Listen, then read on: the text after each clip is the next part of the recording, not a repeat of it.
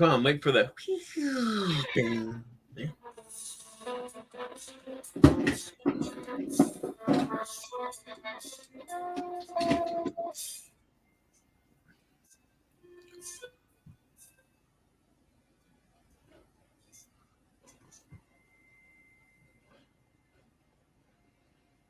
Good evening, ladies and gentlemen. Welcome back to the Shadow and Sun Show. Welcome back to another Thursday night paint and craft and chat session. With me to my right, my brother Jim from Down Under. Howdy. Hello, of course, as always. Weird World War II. How you doing, Brian? Doing good, gentlemen. I see Mac Thompson's in the chat, and you guys were speaking some weird gobbledygook. I don't know what the hell that was. Wait. And here he is to translate for us. How you doing, Mac? Mac. I'm late. Sorry about that. No, you were here before me. I was wolfing down some ham and mac and cheese with the boys, and just barely made it here in time. And where are you, Mac? It's pretty windy there. There we go. I think that was me. A truck drove by. Oh, okay. That's not as bad as the racetrack I got downstairs. So how's everybody doing? You guys all ready for the festivities that are just right around the corner? No. It's crazy. I'm doing my duty, if that's what you mean. You know. Duty. Yeah. Putting on a smiling face and dealing with it. Yeah, I look at it as more of a blessing than a duty, but when it comes to the family, I totally get it. I had guests arrive unexpectedly. I mean, I knew they were coming, but I thought they were coming yesterday. They didn't let me know, so I went about my day as usual. It's a good job I drove an evil spirit from my body the other day, but that's another story. Well, there you go. Yeah. There's a lot of that going around. I felt that happen. I think it might be something for the Nathan show. Yeah, you know what? He's always looking for stuff. You haven't been on in forever, man. He just hit 1,000 subs last night. I don't exactly encounter the paranormal very often when I'm like boiling some rice or like getting the newspaper. You know what I mean? Like one tends to live a very pipe and slippers existence. Pipe and slippers. Hey, you know what? Brian, you being the goth for you, would you ever imagine you kicking back, drinking some wine with a pipe and fucking slipper? Absinthe, man. Absinthe? Yeah. The Green Fairy, man. Yeah. I've never tried it. Tomorrow. I've heard tales tell of its mind-altering properties. It put holes in my cerebral cortex. Yeah, if you don't like black licorice, I recommend not drinking it. Yeah, I'm not a fan of black licorice, but I also haven't had a drink in about 13 years, and I don't plan on doing any such activities until the little guys, maybe 21. We'll have a drink together, and we'll see where we go from there. But keep it straight and narrow. I drink so infrequently that the other day I ate like 2 little liqueur chocolate. And I was like, whoa, that's knocking me around, man. Like, well, hey, Shadow, when you get down here to Texas, we'll have to get in some trouble together. I'm 100% certain that will be a regular thing. Or I should say trouble in the eyes of your family. I really know to be a bad influence, but I'm a good when guy. When it's really hot, do you ever get like beer and mix it with lemonade, like cheap beer? No. Ice cold lemonade? Fucking never. 50-50. It's quite good. Never. Blasphemy. We mix beer with saliva. That's about it. You guys are just getting bored. You guys are just bored down under. You just like, hey, let's get some lemonade and beer. Let's see what that shit tastes like. That's probably how IPA was invented. Somebody got bored and started mixing it with like Sprite and shit.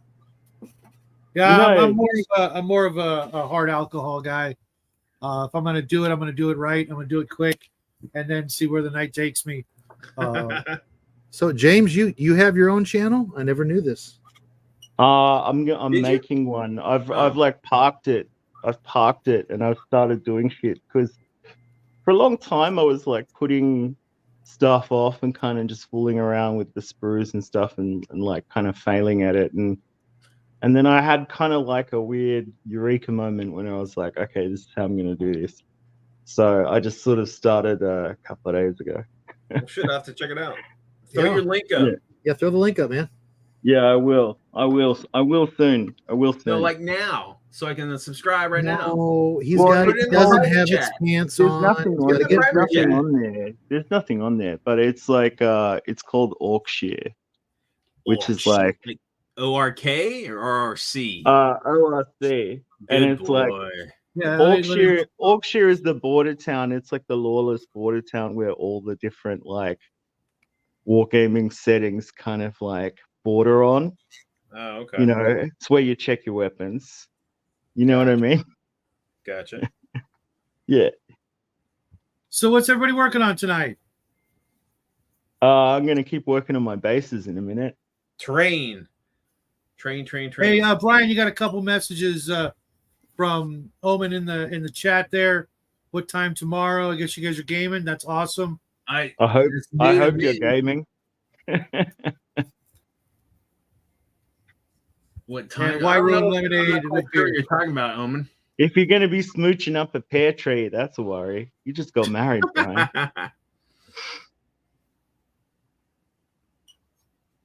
So I'm working on Shadows of Brimstone, as per Yeah. usual. No.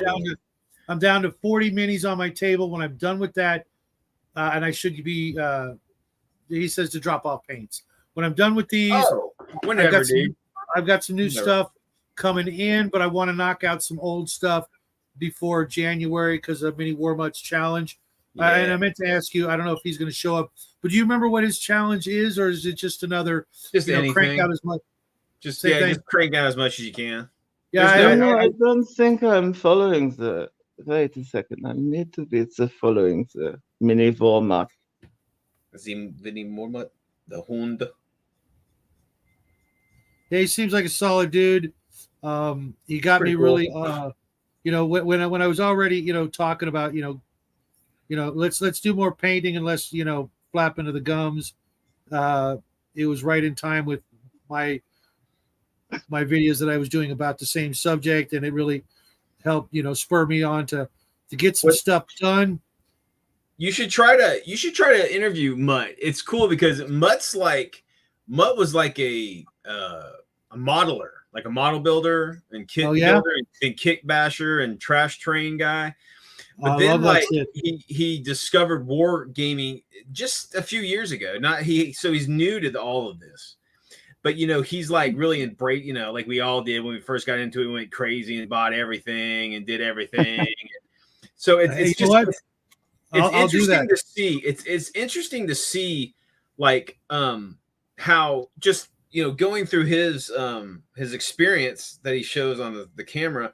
It's refreshing because that's where we were like 30 years ago. You know what I mean? Or 40 years ago.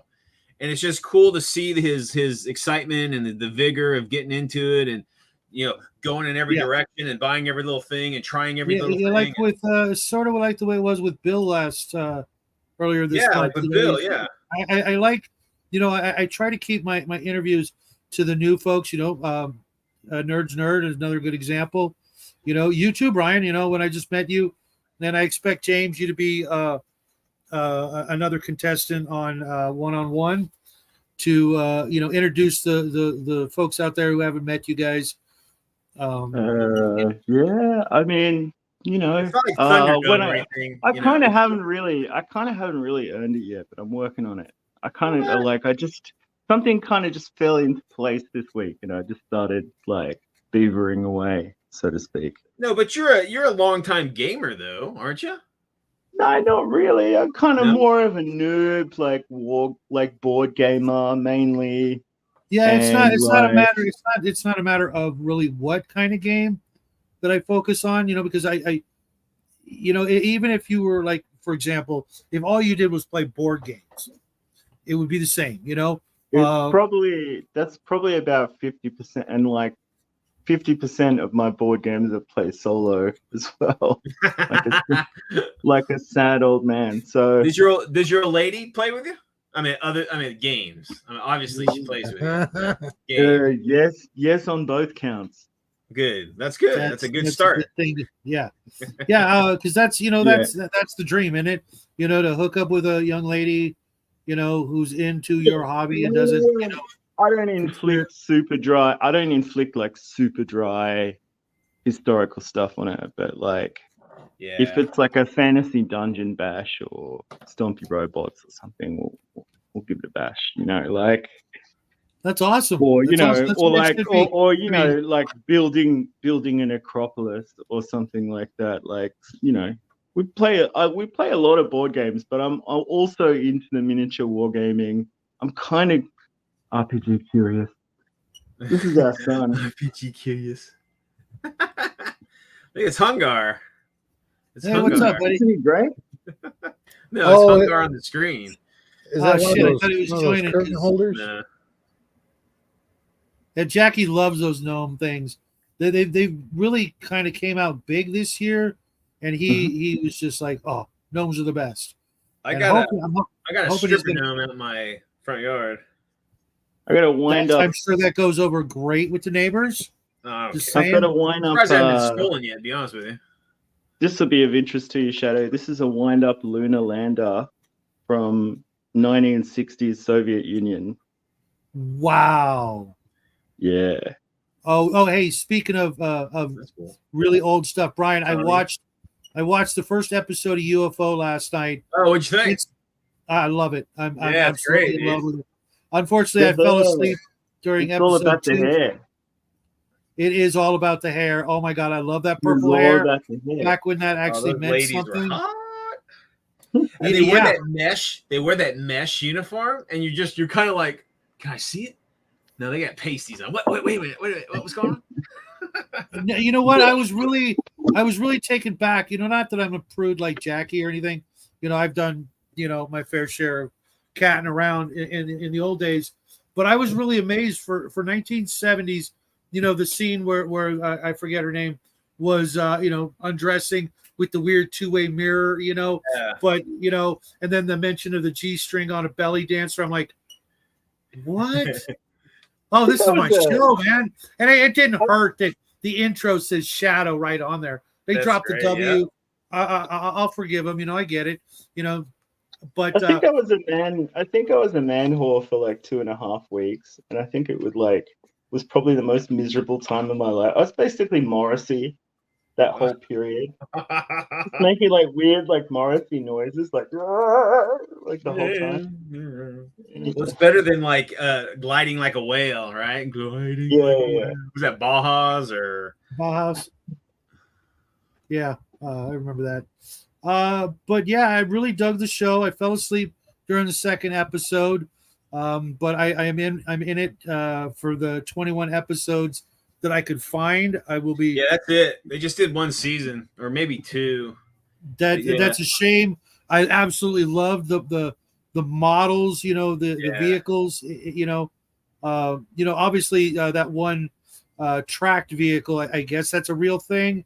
Do you like Space 1999 as well? Well, Space 1999 was like going to be the sequel to it. But it was going to be the hair is even more extreme in Space 1999. I watched the first episode. Nuclear perm, or like this nuclear conditioner that just like gives them the ultimate. No, one of their reactors blew up and threw the moon out of orbit. It's like Soul Glow or something, but for like space people. I couldn't get into Space 1999 for some reason. I don't know why. It's pretty camp, dude. Like it's a bit. Yeah. There's some pretty good. I think it was supposed to be geared more towards the grown-ups when we were kids. Because if you remember, around that same time we had Battlestar Galactica, we had Buck Rogers, we had Quark.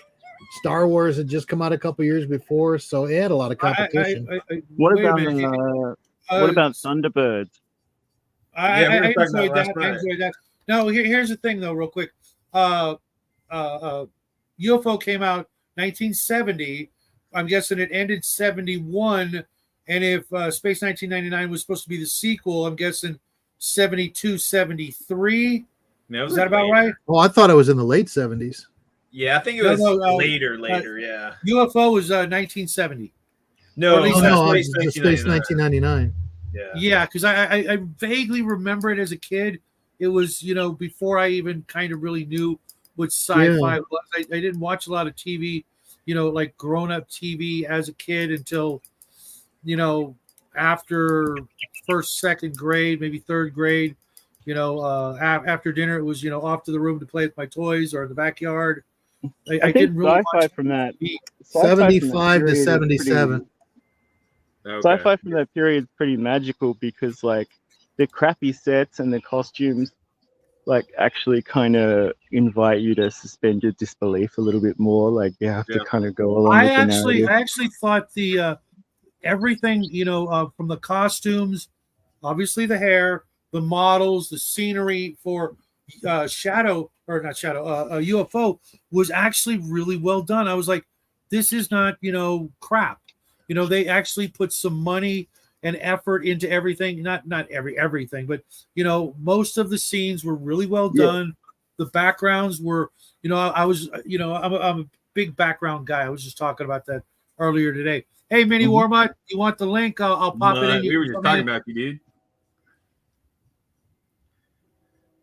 And there were a few things, like the main headquarters, that sign on the outside was kind of cheesy, but at the same time, you wouldn't want it to look anything other than, kind of in the background. You wouldn't, you're trying to do something.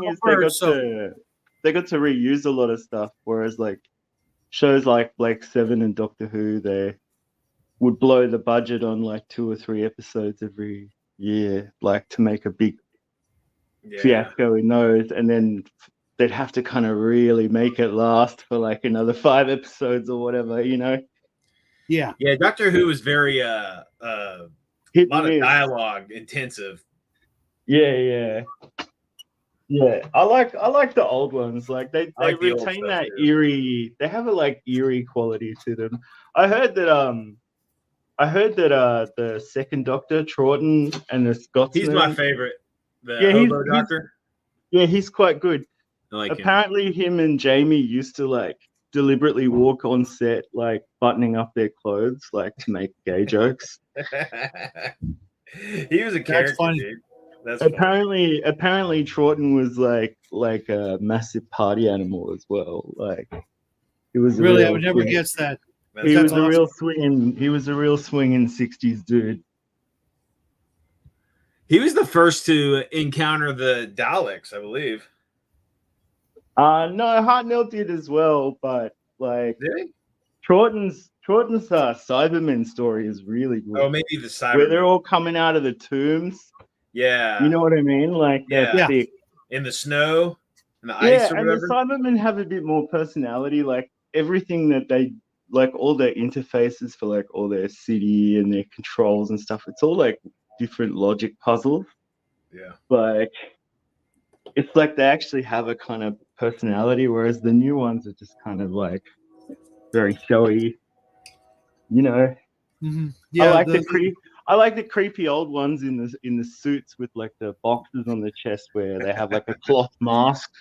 Yeah. And they're just like the original, the Mark 1 Cyberman. Yeah, terrifying. Absolutely terrifying. Tell me that's scary. The Yeti, remember the Yeti invade like the underground in London? That was a good one. I like that one. Yeah. Anything with dinosaurs is good too. They had a few. The Egyptian one that Tom Baker did, that was really good too. The one with the mummy, Pyramids of Mars. Oh yeah, that was a good one. And the one with the little homunculus doll, like Talons of Wang Chang, which is like almost like he's dressed as Sherlock Holmes in that one for some reason. I know what you're talking about. Yeah, I hate to say this, but Tom wasn't really one of my favorite doctors. I think he's the most known in America because I think just during the time, it was like, yeah, he was most like those episodes were shown on American television before the others or whatever. So is he the guy with the really curly hair? Yeah, one of them. 70s? Yeah, well, there was the guy that was always on PBS. Yeah, the guy that was always on PBS. Yeah, yeah, he always had like a cold sore and shit. I'm like, yeah, cool. Well, that Time Lord's herpes, there, you know? man. It breaks out. Herpes. It was, hey, Grandma, sorry, guys. Hey, Minnie, do you want to come on in? I'm saving one spot for our friend Raven because she wants to try her hand at some painting, and I'm sure she's going to have some questions. But if you would like to pop in, Minnie, here is the link.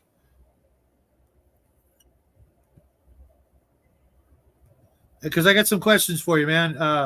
The challenge for next month. Are you interested in coming on the show? Do a one-on-one, because I am very curious to I guess vicariously, I know what it's like to have started the hobby, so much later than some of us, and what got you here, because you do some stellar work, man. And speaking of Zombicide, I think if I can manage it, I'm going to try to get to my Zombicide Western minis, because there's 10 plus boxes of minis up there, but I'm going to start with the Zombicide Iron Maiden minis. This is the Wicker Man, the Visage of Eddie. This one's going to take me like all of 5 minutes. It's Wicker and was fire. one of those guys that, like, when he was growing up, he was a fucking jock or whatever, and he was making fun of all of us playing D&D and wargaming and shit. And then he came around to it, and he saw the error of his ways later in life. Gotcha. I wish I had a Wicker Man for my Celtic army. That would be sick. There's some pretty cool Wicker. That would work. That would work. There's some pretty cool. If the hands were a little different, I could actually take some blue stuff and make a mold of this, and then just make you a plaster cast of it. But the hands are not going to come out. I can guarantee they will not come out. It's too complicated. You could probably just take some wire and make new hands. I love Zombicide, but I was saying the other day, I feel like they're milking it pretty hard now. Like, it's impossible to keep up. I was reading the rules for it, and I didn't really like the sort of vague zones or areas for movement. It's a board game, Shadow. It's not a war game. It's a board game. Yeah, whereas the minis are useful always. Oh yeah, I can't wait to paint up the Bernie Sanders in Western garb from Zombicide. Yeah, there's a miniature. Remember when Bernie was doing that thing with the mittens and that famous picture of that jackass? And they did him, and there's a bunch of other nods to Bernie gave like working class Democrats hope, and then cucked out at the last minute. Yeah, no, right. shit. And there's there's like a Clint Eastwood. There's two of the three Amigos in the set. I guess Chevy Chase or Steve Martin said no go. Well, the one thing about the Iron Maiden shit is like they didn't do fucking the Aces High Eddie, the pilot Eddie. I know. I'm sorry, I missed it too. But there's the Killers Eddie, the Samurai Eddie, the Trooper Eddie, classic with the Union Jack. But I gotta think skeleton pilot in a plane. That would be sick. Like in a plane or something. But to be honest, my favorite Eddie that it's in the set is the guitarist Eddie. Look at that, doing the typical put your boot on the freaking speaker or the amp or whatever. Yeah, it's a speaker. Yeah, when are they going to do Plastic Noise Marines again? Like, for Slanesh. That was the best thing for them. And of course, hold on, where is it? The original Rogue Trader, there was one sound Marine. It was all the same pose. It was a guy like pulling up on the fucking stick. And the sonic weapon. And of course, cool. The very first Iron Maiden album I ever got was Peace of Mind. So there's there's Eddie in the Love Me jacket. There is one that I'm kind of disappointed. It's the Grim Reaper Eddie. I'm like, really? Could you not have just given us the Aces High instead? I mean, you know how many miniatures I have that look just like this? Which one was the? Yeah. Which one was the Reaper? You've scratch built miniatures that look like that. You're right. Exactly. I could do that, very easy. And then there's this weird tree looking Eddie where he's like crawling out of a tree. I'm just like, okay. I don't know what album this was or whatever. I mean, it'll be cool. I'll get to use them. And this one is actually pretty stellar. This is the Pharaoh Eddie. Oh, the Pharaoh Eddie's badass. Nice. This one is badass. Cool. This one is just. That was a badass album cover, dude. It was. I wasn't a real fan of that album. That's kind of where I left them behind. Not because of the album, but because of the era I was just getting out of. Zombie metal, music, 24/7. I was getting the more zombie side. Hey, nerds. The zombie side game that I have is. Oh, sorry. Go ahead. No, I'm go ahead. I'm talking on you. Sorry, James. Oh, I was just gonna say the only zombie side game I have is the Orc one, the Green Horde, and I have like an expansion for it, but it's pretty good. It's got a catapult in it. Nice. Sick. I was actually looking for hedges, for some reason. You shoot over. I was looking for the Shadows of Brimstone. There's an expansion to the Santa Ana Army that I got for Jack last year, but he hasn't painted it, so it's not really a big deal. Like Santa Ana, the Mexican? Yeah. But they're undead. But they're undead. But they're undead. Yeah. There's a small expansion that's one of the cannons and crew. So like you're running around in a dungeon and you bump into Santa Ana's army, but undead, and then they roll out a cannon and shoot it down the hallway at you. I mean, it's that kind of a crazy gonzo game, but I couldn't find one to, Based. Was Santa Ana's underwear? I don't know. I haven't really looked into the box. It's his. It's like I got it for him for. Mexican army at that time looked really cool too, kind of like Napoleon. When we defeated him in San Jacinto, he was in his fucking underoos. Oh, okay. I was thinking of the like Napoleonic style uniforms, but they had like stripy ponchos over them, which is like cool. The minis, they're all like, that's why I didn't get it at first. He's like the Napoleon of the West. When I saw the box set, I thought it was some sort of Napoleonic era, and I'm like, I don't really care. And then I was reading, that's opening a can of worms. Right. So I was reading later on, and I'm like, oh my god, they're Mexicans. I got to get these for Jackie. And he was like, he looked at it at first when I gave it to him. It's like, huh? And I'm like, yeah, read the back. I was the same way, and he read the back and was like, oh, I want to paint this. And that was a year ago. So he's got so much crap on his side of the studio that he's so far behind on. He's a kid, man. Yeah, he's got other things going on. I know. That's why I haven't been pushing him. He's got his own stuff. He's doing, really. Percy said Power Slave is with the. Yeah. That's the Pharaoh album. Okay. It was a good one. But I don't know. It was something about the Rime of the Ancient Mariner. Growing up, I hated that freaking poem. I don't know why. I just did. I just not a fan or whatever. And so I don't even know you right now. I was about to say, Shadow, you have a lot of hate. The most epic song that Iron Maiden ever did, and you don't like it. Really, you think so? Dude, that song is amazing. I knew people that went to the concert just to hear that song. Really? Yeah. To be honest, I'm actually more of a first era Iron Maiden fan when it came to the rawness and the sort of almost like punk element to the band.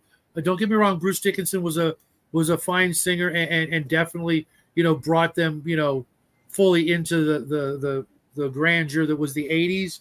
But it's the same as the Tallywhackers, Metallica. Like they were better when they were more thrashy. Oh, I was done at the Black album. I was done. Yeah. I grew up in the same area as them, and I met them, and after that, I was like, I'm just gonna hang out with Megadeth instead. Hell yeah. I was a Megadeth fan more. They had like more of an actual sense of humor. The guys at Metallica were just way too serious, and it's messed up because I forget his name now. It's been so long. But the guy that died, in the bus crash, right? He was at my house. He was at my house, and he trashed the place. And so when he passed away, I'm like, fuck him. Dude, Cliff Burton trashed your house? Yeah. Did you save any of his beer cans or anything? Beer can. Dude, you know how much you get on eBay for that shit? No, we sold that place a long time ago, decades ago. What he was doing is we had in my house we had the registers up at the top, toward the ceiling, and it was just those metal vent things, and he was somehow knocking them out of the walls. Okay, I don't know how that happened, but he knocked like 2 or 3 of them out of the walls, and I'm like, get the frick out of here. Once is an accident, twice or third time, I forget. Like, just hit the road, dude. This ain't growing up in Arlington, so Pantera's from my hometown, right?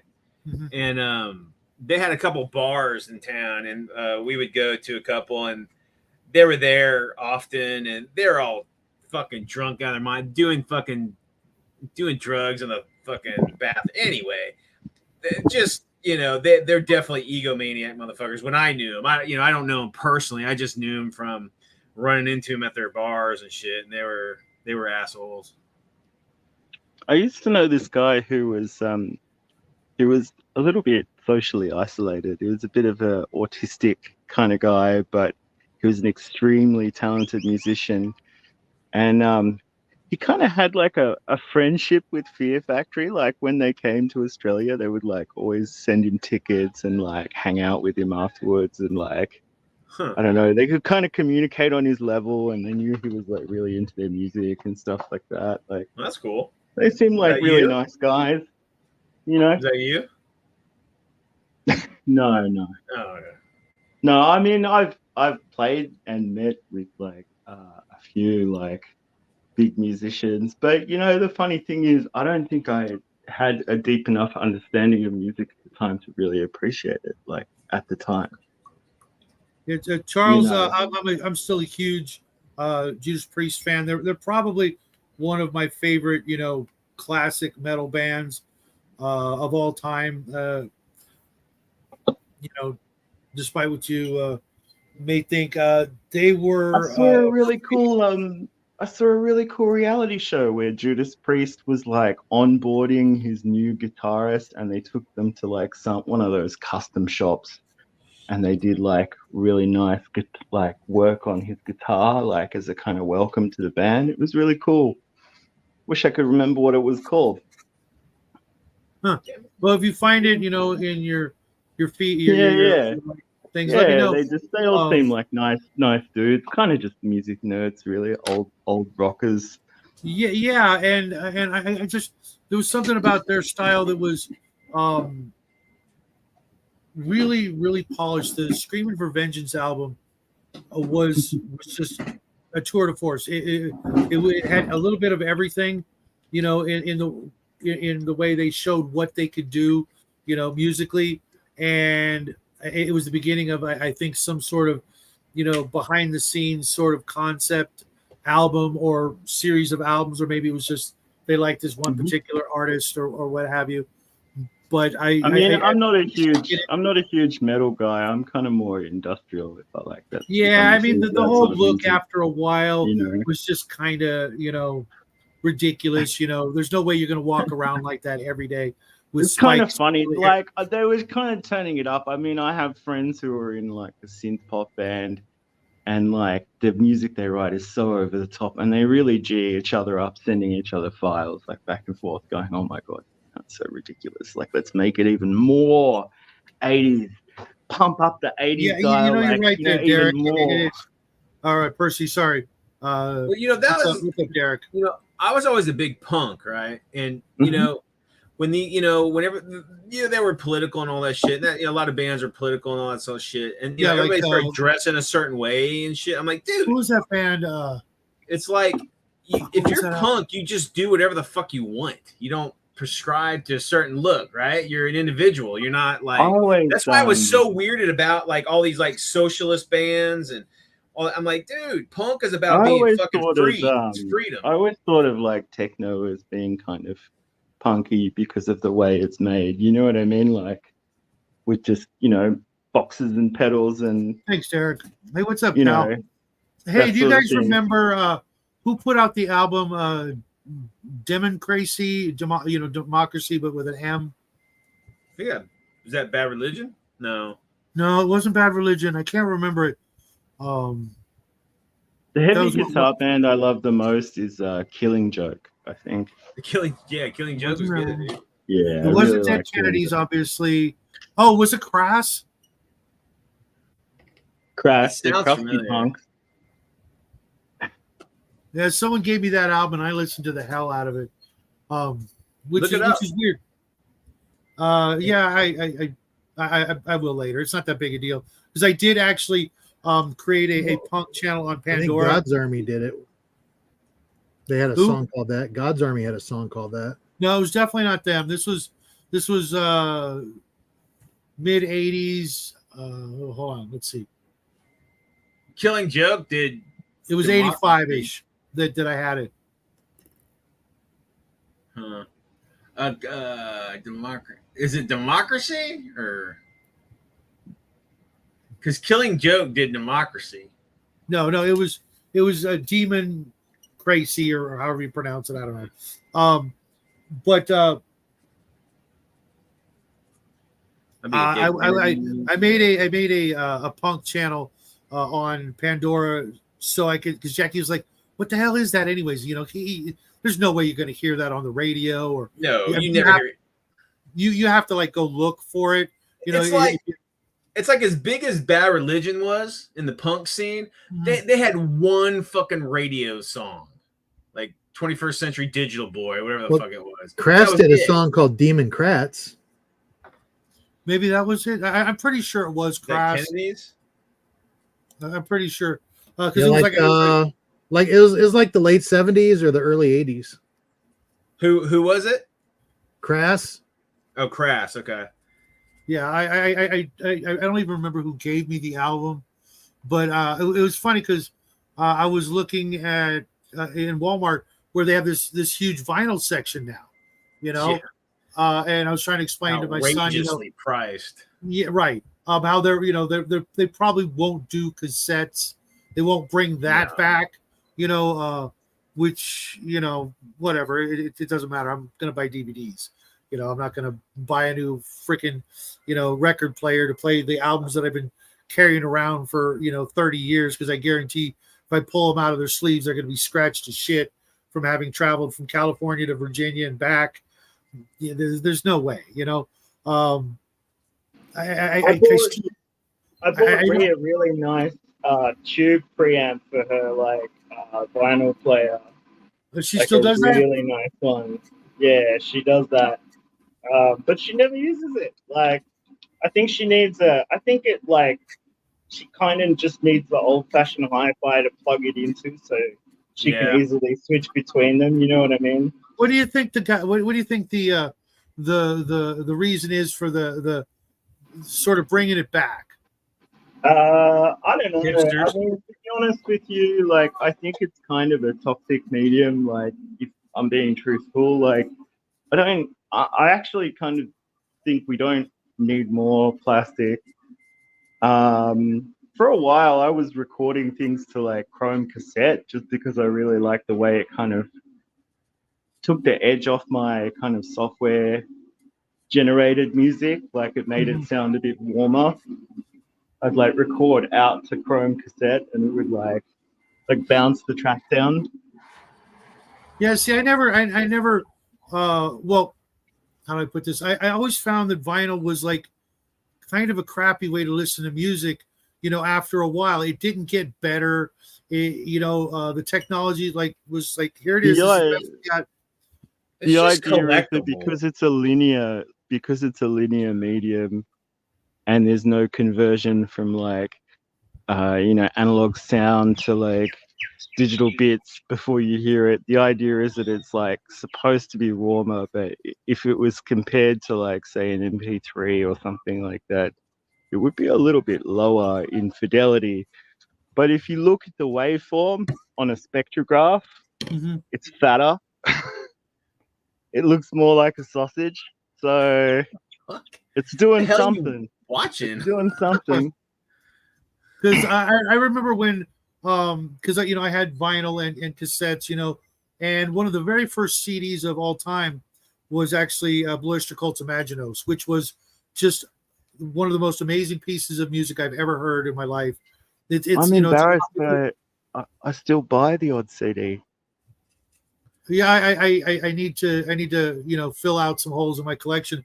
But when I heard that, the headphones, the whole bit, the massive number of tracks and things going on, and the quality of sound and everything was just unlike anything I'd ever heard before. And it was then I literally they do degrade. Like, the idea is you buy them and then you back them up in like 15 different ways around the house. You know what I mean? For DVDs doomsday. or CDs, I mean? Yeah. Like, really? Yeah, they used to say, oh, they'll last forever. And like, okay, I do think that like the quality of them improved for a good while, but they do degrade over time. And it's like, I save everything to like hard drives, SD cards, USB. Like, I've got my music library backed up because I've lost it so many times and bought it so many times. Like, I believe in paying for my music. So part of this music, the art, the lyric, sheets, that was part of the experience, man. You know what I mean? Oh yeah. Yeah. Well, how many of us I liked cassette coming back for that reason, because it was like a nice little tangible thing that I could just pop on, Like, how many of us spent hours and hours just looking at a record collection, looking for little pieces of, trivia on the album covers? Yeah. I used to actually have several album covers on the walls, because the art was, for whatever reason, was just something, that I would always, enjoy seeing. Rush's Moving Pictures was a classic example.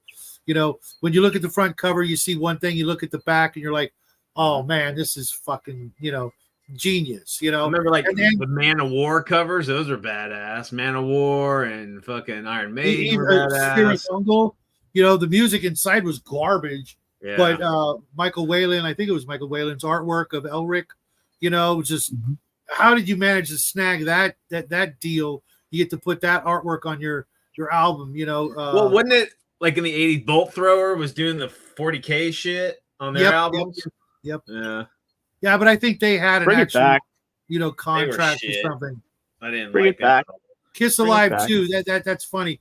My first album was not even one album. It was the 3 record set that had Hotter Than Hell, Dressed to Kill, and I think maybe their first album as a 3-pack on vinyl, and some SOB swiped my Hotter Than Hell vinyl. I reckon Kiss are a bit dodgy, to be honest. Yeah, and Kiss Alive, the first one was my next album, and I was in 4th grade.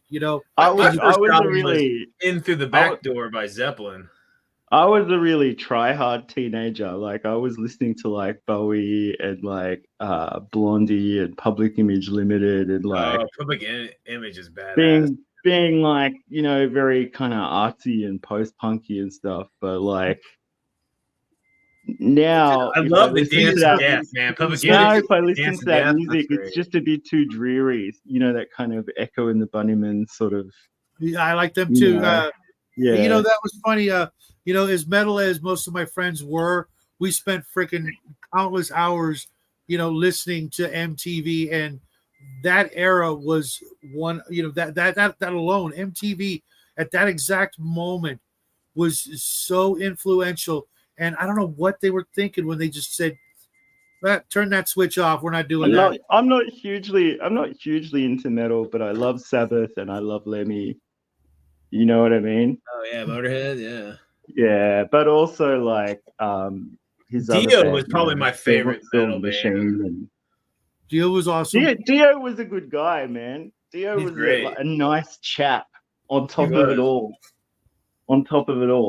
To the very end, man. He was Yeah. love the fans. And I saw that, Minnie. Yeah. I was actually there that day. The first day MTV came on, Video Killed the Radio Star. I think Mental Hopscotch by Missing Persons was one of the next ones. That blew our freaking minds, that this was going to be a thing for the next couple of years. It was just my first album was Planet P. I can't remember. B-52s?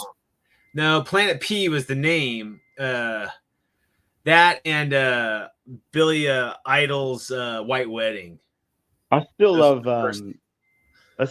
Devo and oh yeah, Devo's excellent. I got all their shit. Yeah. I don't have a single one.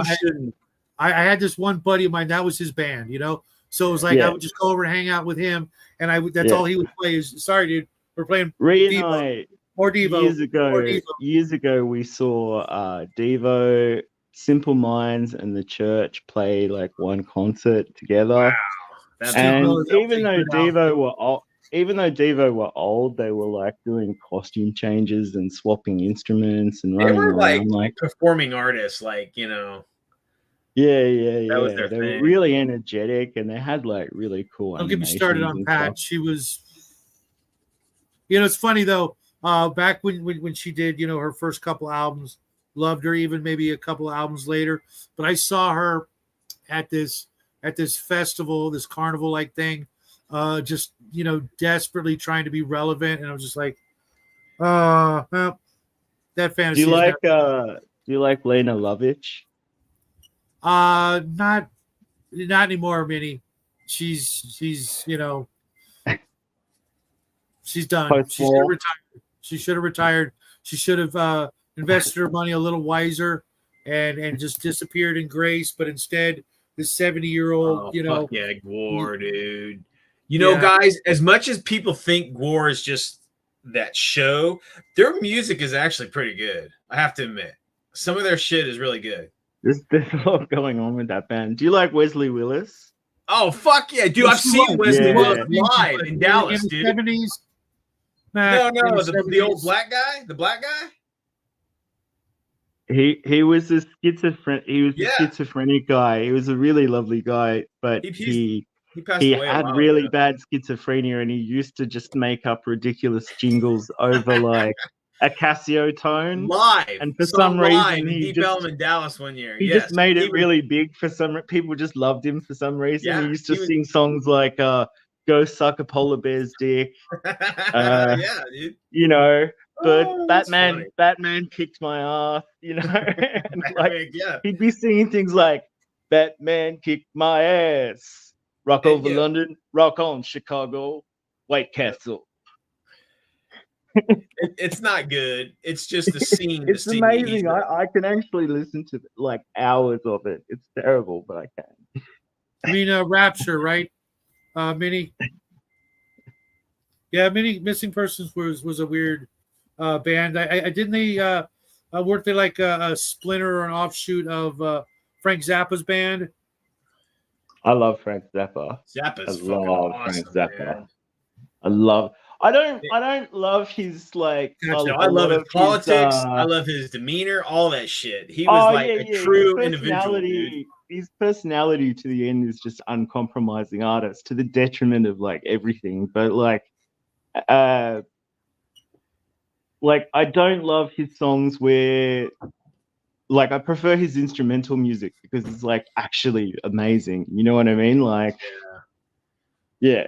Lyrically, it's. Yeah, I get what you're saying. I enjoy the comedy songs, that's like, okay, like he's trying to tell you, like, don't take it too seriously.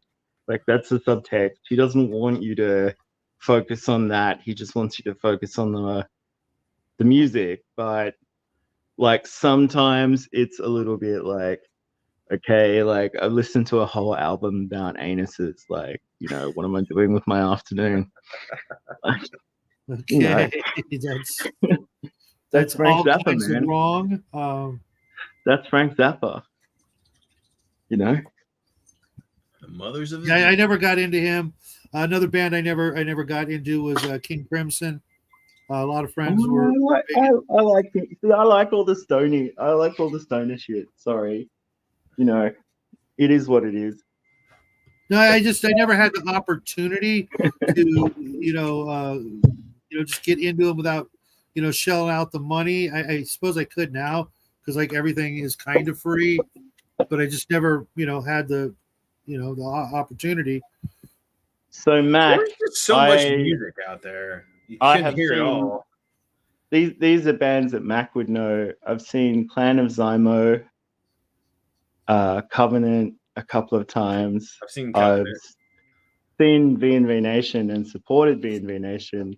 I've supported Nitzareb, which was like just a shambles, and like I kicked myself because I was too young to really appreciate this like old man industrial band, whereas now I'm like, damn.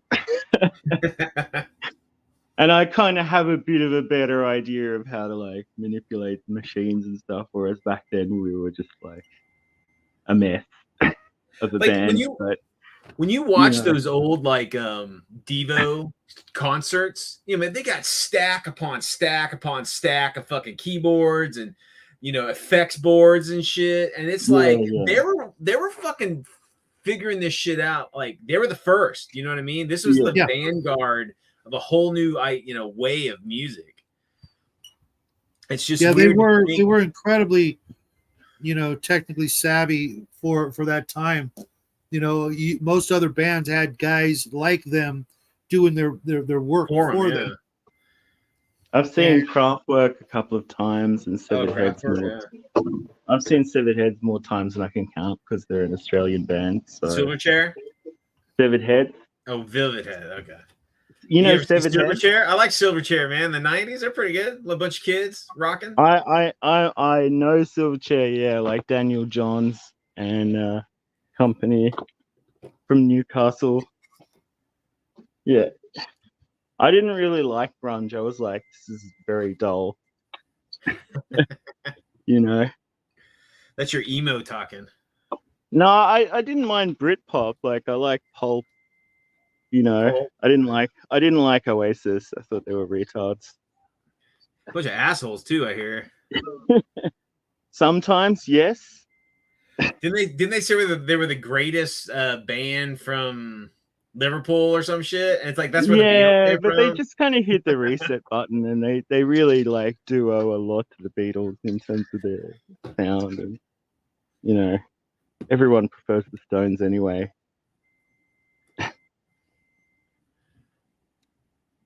I'm not a fan of either of them, to be honest. Stones bore me. I mean, they got some good music, don't get me wrong, but I like the Who, but Who was kind of like they were kind of on the fringe. They didn't get the accolades, I don't think, that like the Stones or Beatles or Zeppelin got. I kind of think they didn't want it, to be honest.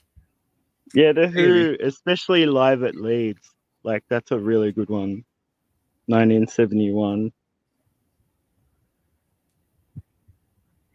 I only owned one of their albums. The album It's Hard, and it was okay, but I just I couldn't get into them as much as a lot of my friends. I'm just like, okay. Question for you, all of you guys: the best live show you've ever seen? Live show.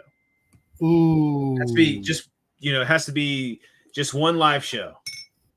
And I'll start off with me. Mine was Faith No More during their, I think, Angel Dust tour. They were with Corrosion of Conformity. Take care, Grandma. Pious. Yeah, we were going to talk about minis, but this happened. For me, it would be either Bowie or Kraftwerk. Kraftwerk's the best PowerPoint presentation I've been to in my life. For me, I've seen Blue Oyster Cult, my favorite band, a lot of times, but the concert that blew me away the most was probably Rush, but not because of Rush, but because Golden Earring opened for them, and my God, those guys were badass. to this day, I would still rather listen to Golden Earring than Rush. The show was just flawless, and you could tell that when Rush came on, they were like, "Holy crap! Like, damn. Why are these guys opening for us instead of us opening for them?" Kind of thing, you know. I've seen a few shows like that. Do you like much black music? Like, well, hold on, wait. Let Mac say something first, Jim. Oh, wait, Mac, what is your favorite live show? Oh man, I just typed all that shit in chat. Oh, you did? Oh, well, tell us in English, in words. Well, Bad English, Whitesnake, and Aerosmith. Yeah, that was probably the best one. Honestly, that one had the most energy. It was packed. Everybody was stoned. I mean, it was just a great concert. It was just it was amazing. That was the first time I ever saw Whitesnake live. Oh, Whitesnake was badass. I've seen that. Yeah, that was like right after he came out with the Whitesnake, and I can't remember which one Aerosmith was doing because they fucking sang all their stuff. I don't remember which album they were on. Yeah, it was a great show. Plus, I got laid that Aerosmith night, concert. So Megadeth opened for fucking Aerosmith, right? And we were moshing, and then like all these older listeners, like, what are they doing? What is happening? It was just like, welcome to Megadeth. I can definitely say without a doubt the funniest band I've ever seen, though, hands down. I saw Twisted Sister, but I think YNT and then Lita Ford opened. And that'd have been a good show. Man, I never liked Lita Ford, dude. I was always a junk. I always she had pretty good songs. Her hot. I mean, she was hot as hell, but her music wasn't worth. Yeah, it was pretty mediocre. But I have never laughed so much. I mean, because normally when you go to a concert, you can barely hear what the lead singer is saying in between songs. You know, he'll mumble some shit and then the next song. But I gotta hand it to Dee Snider back in the day, and it didn't hurt that JJ Frank. I never saw Twisted Sister. Always wanted to see him live. JJ Frank was one of my neighbors, and he was the lead guitarist. If you ever look and you see pictures of Twisted Sister, he always wore just freaking all yellow. I don't know what the hell was up with that. That was his thing, you know. Who was the ugly bastard from Twisted Sister? When he was in his makeup, he was like a drag queen looking dude. Well, they were all pretty nightmarish. No, the exceptionally ugly one, dude. The kind of Can you imagine? It could have been anybody. AJ, Rick, anybody. They were all ugly. Can you imagine Dee Snider's poor freaking old man not understanding what the frick is going on? His son's coming home at 1 o'clock, 2 o'clock in the morning, wearing makeup and drag. Yeah, but he's got a chick on each fucking arm though, too, dude. No, I mean when he was coming home in the early days, coming home from a crappy gig somewhere, stumbling in drunk as hell, wearing fishnets and holding his high heels. Just like what? Oh my god! I mean, if that was when me, we were goths, we used to wear like leopard print. We used to wear like leopard print boots and stuff like that, like in the goth world, like really cowboy hat. Yeah, cowboy hats, big black cowboy. I don't know, man. I never saw any of the guys wear that shit. Never saw any of that. Oh. we used to dress like. I think in Australia might be a little different. Australia, yeah, like we were like really over the top, like. I don't know, man. When we had this, we just look like a bunch of vampires. We're all in black leather and pleather and latex, and it was just black, maybe occasional white. No, we were all like doing weird shit to our hair, like dyeing like nuclear, like radiation symbols into it and stuff like that, and like zebra print and stuff like that.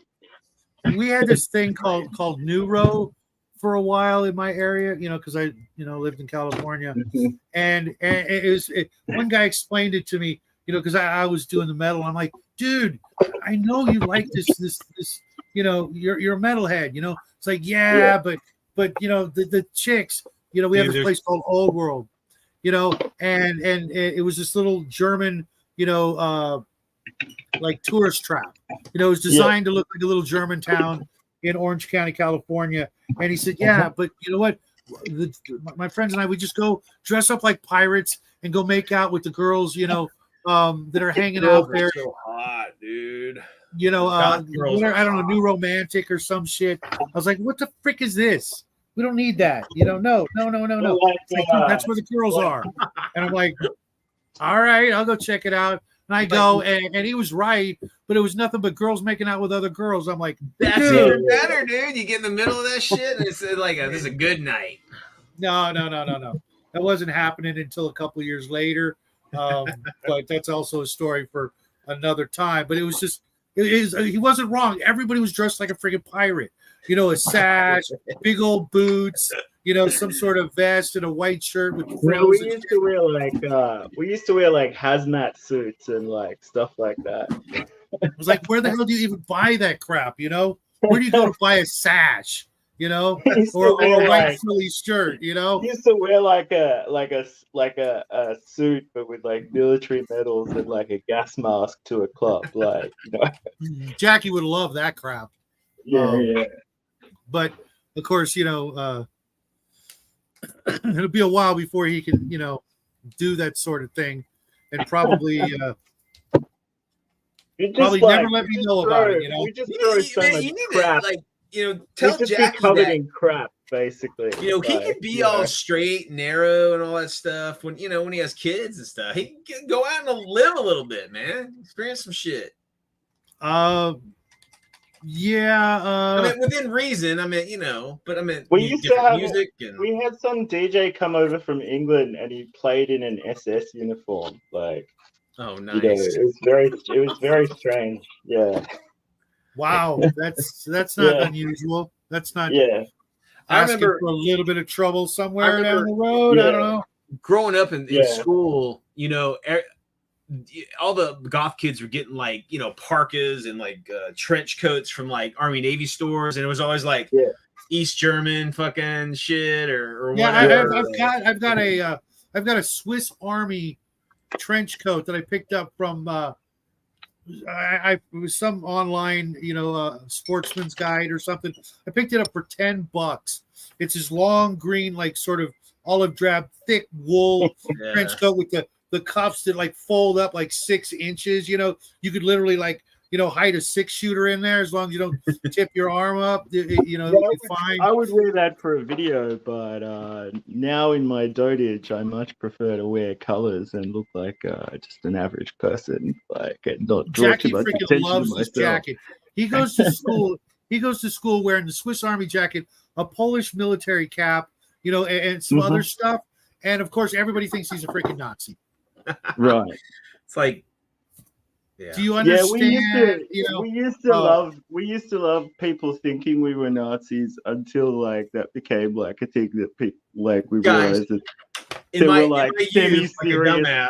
There were a few semi-serious ones floating around, like, you know, and they all had like criminal records and stuff like that. So we were like, oh shit, that tattoo's gonna get kicked off the internet. Yeah, dude, maybe we don't want to get. Maybe we don't want to get confused with these guys. These guys are a bit crazy. Yeah, it's a fucking Imperial Eagle tattoo. Here, let me show you. I got my friend. Here, let me get Imperial Eagle tattoo. Okay, and I'll be driving down the road or whatever, right? And the wind will push up my sleeve, and I swear to God, some like hillbilly fucking Nazi. I'm just like, shut up, Jesus. Yeah. I mean, you know, back in the day, like, we didn't really think about stuff like the implications, like, whereas now people are very sensitive to that sort of thing. Like, we were just trying to look as crazy as possible. Like, most of the time we looked like idiots. Yeah. Sometimes we came up with stuff that was, like, cool, but, like, about 80% of the time we just looked like idiots. You know what I mean? It's like, you live in Australia, man. It's 40 degrees. Like, you have no business being a goth. Shit, dude. You know? Try being a goth in Texas, man. It's always can't even imagine, dude. Especially back in the day, that was And you got this is the Bible like Belt all too. over the place. Any Friday night, and you're probably running, you know, half a dozen. Ree still goes to some of the events and stuff, and she asked me like, "Oh, do you want to come along?" And I'm like, "I don't want to have anything to do with goths ever again." Dude, you should, man. That'd be awesome. He's like, "Oh, but I can get you a DJ spot." I'm like, no. Oh, that'd be great, dude. You gotta do that for your old lady, man. Take one for the team. Yeah, I'll do it too. once. You I'll do it should, once. yeah, that'd be To cool. cheer her up. Just- She just saw one- just a- Morrissey. She saw Morrissey the other night, and a girl cried out, "I love you, Morrissey!" And Morrissey turned around and looked at her directly and said, "Honey, don't limit yourself." Oh man, talk about the eternal fucking goth Yeah, Morrissey. I mean, I like I think he's his, good what, if you don't take him too seriously. how enough is enough? Is it, or how is How that soon what's is the- now? Yeah, how soon is now is probably Yeah, the most iconic like new wave song yeah. ever. That guitar effect is like called side chaining, and it's basically like every time a drum machine sends a pulse to the echo that the guitar is plugged into, it kind of like triggers the echo, so it kind of creates a kind of feedback. That's cool. That's how you get the yeah. yeah. Oh man, I've had many many fun instances listening to that thing. The girls Yeah, love that. Morrissey's okay if you don't take him too seriously. It's like The Cure. It's like if you just laugh along, it's like it's okay. Realize I it's just saw a sad so the sound. Cure was down here in Austin just this year, and they filmed a live show, put it on YouTube. Dude, they sound phenomenal, man. He's got a great band. His keyboardist is this Irish bloke called Roger O'Donnell, and he's like one of my keyboard heroes. But he moved his parents out here to Western Australia, and friends of mine have seen him like drinking pints and playing pool at the pub and like taking his parents out for a pub meal. He's a very normal bloke, like in his day-to-day life. He's been with the same girl since he was like 16. They've never been apart, like not once. Oh wow. And I thought he was gay. Nah. He's got a PhD in philosophy, and well, I'm sure he's got a lot of people he's have got a lot of PhDs in philosophy. he's got a lot of nieces and nephews, but he doesn't have kids of his own. But he's been. Hey, I have a degree in philosophy. Yeah. Oh. He's been with the same, right? He's been with the same chick since he was like. He's been with the same woman for like 40 years. They're like one of the most solid like couples in rock and roll. He used to like they just used to spend their record advances on like psychedelic drugs and just be like off their face. They'd like rent out a mansion and just like be off their nuts for like 6 months. That's like Fat Mike from NoFX. He's a cool motherfucker right there. They're a fun band. They're a fun band. I don't necessarily like that strain of American punk, but I do find them to be fun. Very snooty.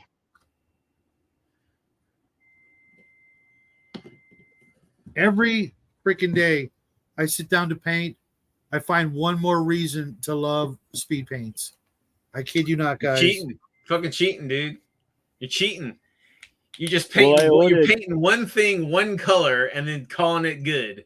No, that's not true. No, I got the black primer coat, the white zenithal, the speed paint. Then I'll dry brush with a different kind of paint because I'm not quite yet able. It shows you where to put the highlights. I like it. Like as a first coat, I like it. I ordered some like mixture of like gloss, medium, and varnish, like a big Liquitex, like Art Supply, like kind of one. Because I was like, with the drying time on the old speed paints, I bought 2 of the old set like back in the day. Yeah, I'm trying to use up mine, but it's rough. Hey, speaking of, somebody sent me a bottle of this. Where did that go? Did someone send this? Do you go? Nice. Oh, okay. That's a great paint to have. That's some good fucking coverage on that. The coverage what is that? What is that again? I don't know. So I just got this in the mail. There wasn't no letter, no return address. Titanium white, artist titanium white. It's like you think that was part of the Secret Santa thing? Oh, maybe. I don't. Maybe it was Bo. I haven't heard from Bo since last week. Yeah, since last week. So It's like the best coverage white there is. Like if you have trouble. Percy, have you tried Sand Golem for horses? It's freaking gorgeous. If you want sort of a roan, sort of brownish color, freaking epic. It's perfect.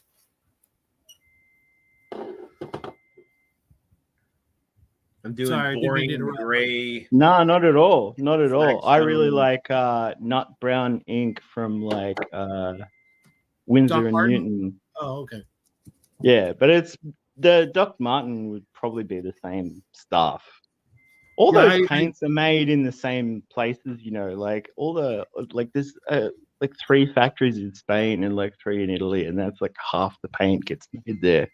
You know, I asked somebody about that. I asked, like, there's all this paint just coming from the same fucking source, and they said no. They're saying like all these companies are like have their own paint departments making their own paint, which I don't see that. It's all about the mixture. Like it's all about the formula, and like there's like a The Vallejo factory is like the same place that's doing Army Painter, I'm pretty sure, and a couple of other things, and then like Apple Barrel do their own stuff, but then they have their own like cheaper version as well, right? Like so.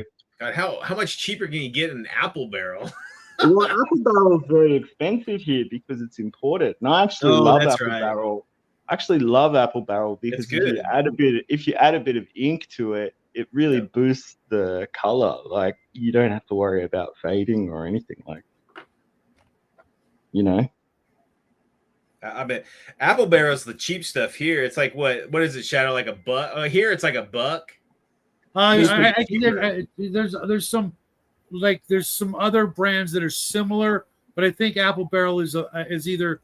I mean, it depends because I go to Hobby Lobby and I wait until it's on sale, and it's either like $1.19 or discounted some fraction thereof. Yeah, it's pretty cheap, and you get like a bottle like this, like a bottle like that. Yeah. And it's like what 2 or 3 fluid ounces, or 1 ounce or something. It's a decent one. Fluid ounce. It's 2 U.S. fluid ounces, 59 milliliters for all you metric weirdos. You're 59 milliliter. I'm not sure what you mean about Bo. Bo's a good guy. I like Bo. He's like I'm in a game with OGGM. OGGM is one of the funniest guys to game with, or at least when he plays Halfling. He is like the James. You're going to have a hard act to follow. He is a really good Halfling Hobbit player. He something about maybe it's the sound of his voice when he does it. But he's really good. You showed us that before. That Trump eyebrow. Don't worry about it. It's all under control. Man, you know this titanium white smells like the high end like paint that you use on your walls. That's the perfect coverage. That's the perfect coverage white. If you want to do like one, you can paint over black with that, and like it'll cover it.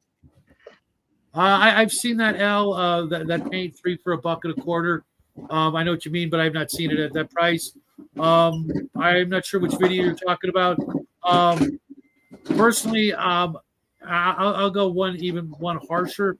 I think almost every fantasy role-playing game is D&D. They're just filing the numbers off, and you know if you've got elves, hobbits, dwarves, and magic, and humans, and half-orcs, and all that crap, it's D&D. You know, you can change what it is. You can change the mechanics around however you want, but it's still that. I didn't think that could at all be possible. And then I got chainmail and swords and spells, and I was like, holy heck, it kind of is. Like, yeah, everybody wants to be like Mike.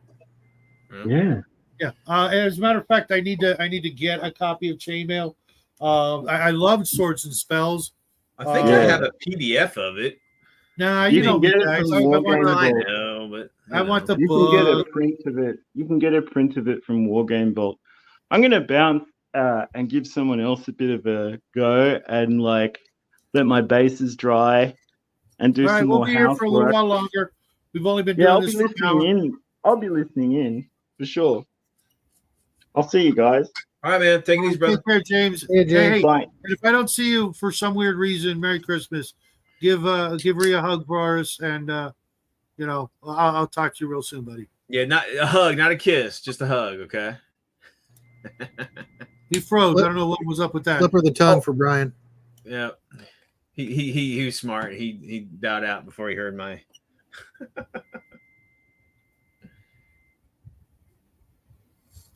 See, Al, that's just kind of racing class or not racing class. It's still Dungeons and Dragons to me. I think Billy Joel said it best. It's all rock and roll to me. I'm not going to get into semantics and specifics and the little nuances. If you're playing a freaking, an elf, a dwarf, a hobbit, a gnome, fighter, whatever in a game, with polyhedrons and a dry erase board, what have you, you're playing D&D. Hell, we used to call Palladium Rifts D&D. Hey, we're gonna play some D tonight. We're playing Traveler, but we're gonna play some D tonight. It's like the nomenclature for it. Like saying, "Hey, you got a Kleenex?" You don't mean Kleenex brand. You just mean a tissue. Exact. And no worries, James. No worries. You anytime you want to come in, you just let me know and I'll kick Brian out. Hey, James, again, go to Wargaming China and try to connect with Adam, dude, because you guys are in the same town. Maybe you guys can get some. He's starving for some personal or some gamers, in-person gamers too. So maybe you guys can meet up. Al, I'm okay with that. That doesn't. I'm incredibly lazy. I'm retired. I've been retired since I was 35. So being lazy, that's life. I'm not going to do anything I don't have to do. Whatever's easier, because I know that someday I'm just saving up my energy for that day that I'm gonna have to, go out there and get crazy. Texas, brother. We're gonna be gaming all day and partying all night, dude. We'll have to come up with a song. Gaming all day. Yeah, that's a little bit different. I'm talking fantasy role playing, mind you, I'm not talking like RuneQuest or any Bronze Age. I'm talking, your typical medieval European sort of, games. It's all trying to be one form of Dungeons and Dragons or another. Otherwise, they would make a completely different game. If it's got the same 6 stats: strength, intelligence, wisdom, dex, con, and charisma, and that's it, and it's got hit points and armor class, that's freaking D&D. It's just a little bit different. I don't know that White Box was a war game per se. I could kind of see how it was like trying to be something more than just. I feel that's the I know what he's talking about. They say in the very beginning, wargaming basically morphed into chainmail, morphed into D&D, morphed into AD&D, but it all began with their love of wargaming. Yeah. Certainly. But again, I don't know. I mean, I understand where I was coming from, but my opinion is, so what? I mean, it's just I've been hearing that shit for 50 years, and I tell all the grognards the same thing. So fucking what? Just play the game. If you don't like the game, don't play the game. What's the point of dragging all this out just to start a fight? That's dumb. Yeah, there's literally like 1,000 games out there that want to be D&D and will never be D&D. But if that's your game, rock on. Yeah, if it's all fantasy. It's all sword and sorcery and Dungeons and Dragons and tunnels and trolls, and it's all fantasy. It doesn't matter. These are pointless nuances. Everybody just play the game and go have a beer. Or I'm gonna have another beer. Good for you, man. I every once in a while I miss it, just like I miss coffee. Honestly, I really just drink socially. I don't really drink a lot like by myself. Like I just kind of do it just socially. I think with Bo, Bo just wants more people to either play something outside their wheelhouse, try something new, or I know he's a big or he's not a fan of class-based systems. He prefers skill-based. My problem with skill-based systems is when I'm playing a skill-based system, I don't know about everybody else, but I tend to end up trying to get like as many diverse skills as possible, so I don't end up having one, like role. I'm like trying to be the Swiss Army knife character because it lets me. So why wouldn't I? In real life, I try to learn as many different diverse skills that especially when it comes to prepping. I want to know how to do as many different things. So in that, hardcore situation, I can change a tire, stitch up, someone who's, been stabbed or some crap, or whatever. But in class-based systems, you stick to your role. This is your job as a team member to do this. And when you're playing a skill-based system, it's harder to do that. That's just what I'm getting from having known Bo as long as I have. And he would rather see people play, skill-based. I can play whatever. I'm in a GURPS game with him. I've played, Castles and Crusade. I played 5e. I played Pathfinder. I played Conan, Traveler, and a couple other homebrew games all this last year. And hey, what's up, Nathan? But to be honest, if I'm going to play a fantasy game, I'm going to go with AD&D. If I'm going to play a sci-fi game, I'm going to go with Traveler. If I'm going to play, a like horror game, I'm actually going to go with Chill over Call of Cthulhu. But that's me. Everybody's going to, have their own different. What would you do? Weird World War II, Battleground Weird World War II. If I was going to do Weird World War II, I would probably go honestly with Palladium. Sell out. No. I think that either Recon or Beyond the Supernatural would work with how you do it. However, I realized that the reason I stopped playing Palladium was that combat was too freaking simulationist. I don't care if you how or when you block, you know what I mean? And parry and all the different maneuvers. I don't care, and it just became, one combat would take, like an hour. I don't want that. I want it to be over in like a minute. Okay, combat's over. What do you do now? I don't need all this Jackie Chan, Bruce Lee shit. I don't care. I'm not into it. Don't care. I've role played literally probably 100,000 different combat situations. Don't care anymore. I just want to get to, the good parts. That for me is not the good part. It's fun as hell, and I want to do the shooting and the stabbing and all that crap in the game. But I'm more into the running and the dodging and the not falling in pits and jumping over stuff and like I've always, like the game Pitfall, or Indiana Jones. Cool combat's a thing, but if you think about it, after you've killed like 100 intelligent creatures, that's kind of just turn you into something weird, some sort of hard ass bitter, immensely paranoid individual that couldn't squeak out a fart because they're wound so tight. You know what I mean? Well, I always enjoyed like the social shit, the social combat, the trying to the dialogue and the talking to people, the role playing aspect of role playing games. That was my favorite. The combat was the least favorite for me.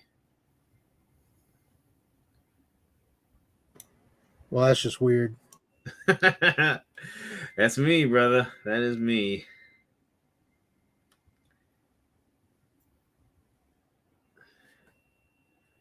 So, I'm just reading some of L's comments. I don't know, man. You'd probably have to talk to him. I like D&D. I like AD&D. I can get, if someone invited me to a Beckme game, I'd probably play it. I'm playing Castles and Crusade. It's the same game. It's D&D with a couple of little changes. I require no foreplay. He's right. I don't get it wrong. If combat's done at the right time, I'm there. Okay. But if it's combat, with nothing in between, I've done that. It's just a video game or a war game. But even in my war games, we do you just mentioned a bunch of people that I actually like. You know, I like you too, El.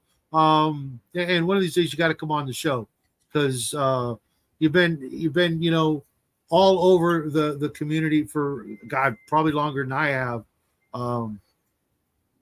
Ooh, how about tonight?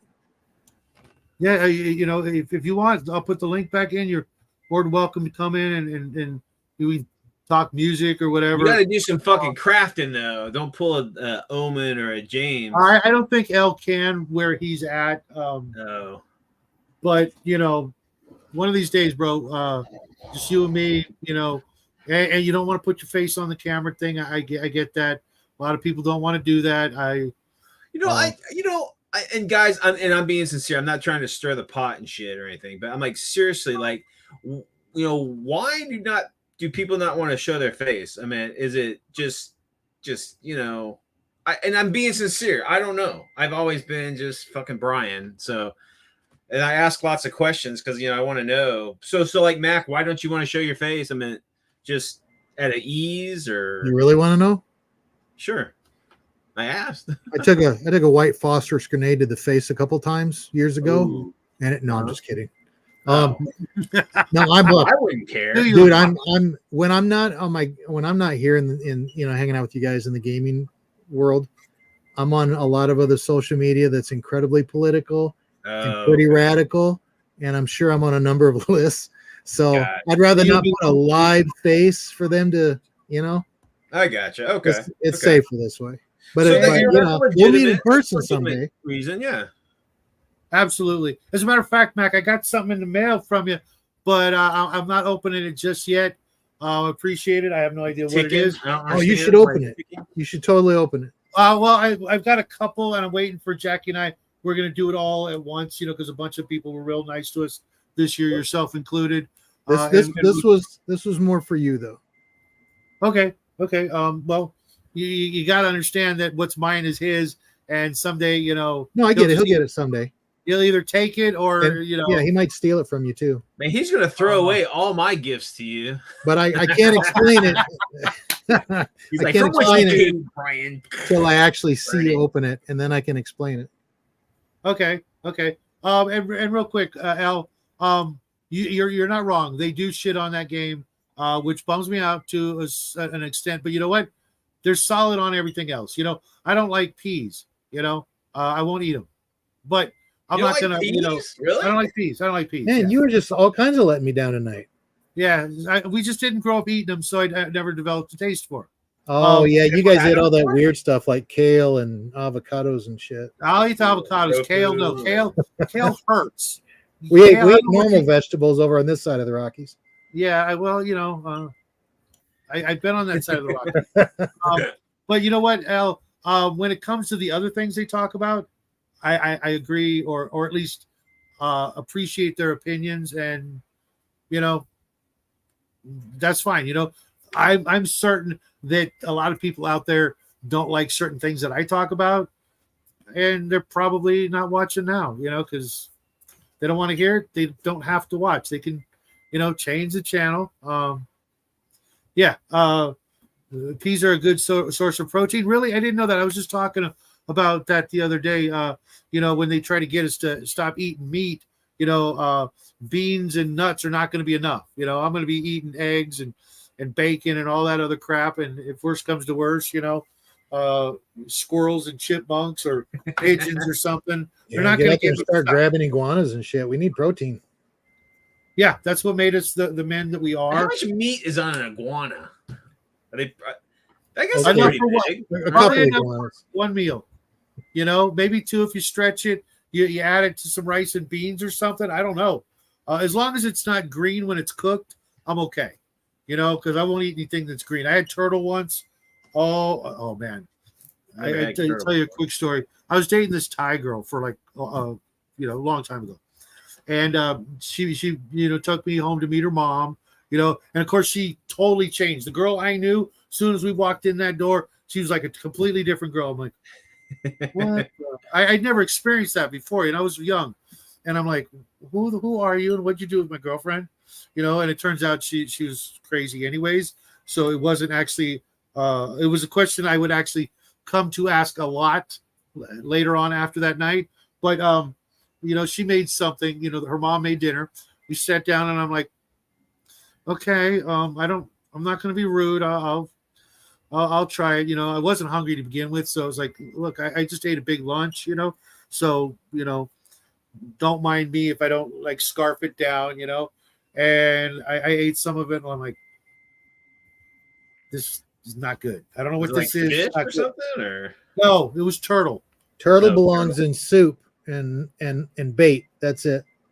This was not turtle soup. I don't think it was baked. It was some sort of rice. No, not baked. Bait. Like bait. Oh, like bait. Fish bait. Okay. Yeah. That's the only 2 times you should use turtle. And if you don't make the soup right, it's nasty. I don't think I've ever had turtle. It's good if you get it done right. You got it, but I'm gonna be what's the right word? Honest. I can't think of the right word. Not bigoted. Elitist.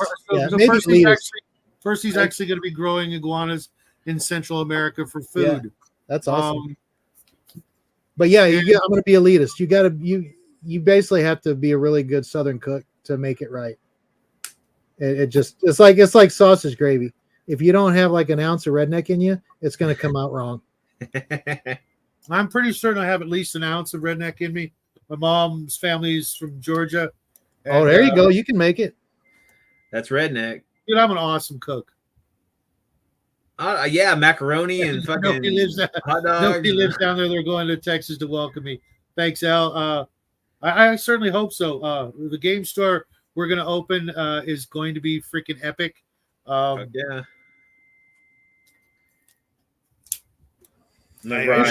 We should all move to Texas, buy a strip mall, and everybody open up their own store. Hell yeah, that is part of the plan. I do want I want a restaurant in that strip mall that I'm part owner in. I want potentially some sort of like we need to get Omen on this, man. Omen is fucking giant pockets full of money, but that guy doesn't spend nothing. He's busy doing his farm. That's cool. He could open up a little, market type of thing. Well, if you had my sausage gravy, you wouldn't say that. Most of it sucks. I agree, but sausage gravy only belongs on biscuits. To be honest, it don't go on mashed potatoes. That's just weird. Yeah, I'm not sure what sausage gravy is. Is that gravy that looks kind of gray, made with the? It's white gravy. It's like Kentucky bacon gravy or peppermill gravy. It's got more of a southern plain or sage sausage in it, like breakfast sausages, like Bob Evans or Jimmy Dean. Okay, If you use any other kind of sausage, it sucks. Like up here, the restaurants up here in North Dakota, these are German people. God bless them, but they're all German people. And I've tried to get things like that up here.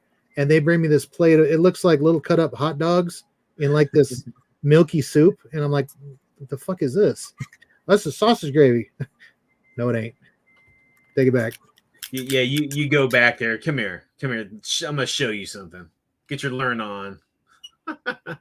Get your learn on. Yeah, I've offered to teach them how to make eggs and shit. They didn't think it was funny. How hard is it to make eggs?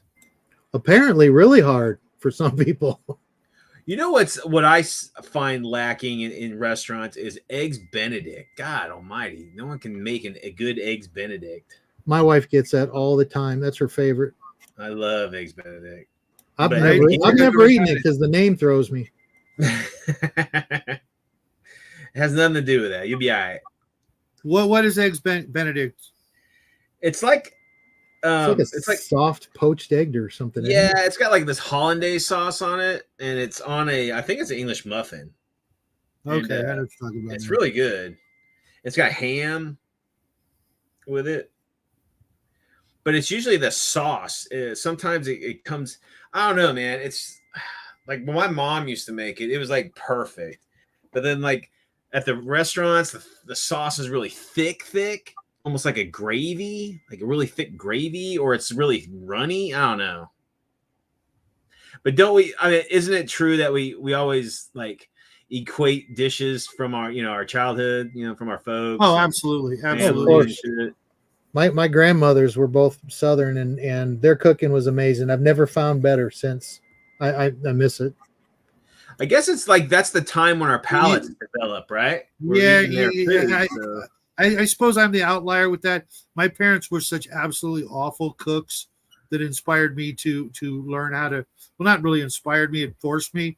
Because both my parents were, had polio, so they're in wheelchairs, so they couldn't reach the stove properly, or do a lot of things. Back in the 70s, the homes were just not designed to accommodate folks like that. And so I had to learn how to cook a lot of things. And, it's not that I'm a great cook or anything. It's just I know how to make it, do a lot with a little, because, we were kind of poor for a while. And, we just had to, find interesting ways to, make, the cheapest ingredients, not suck.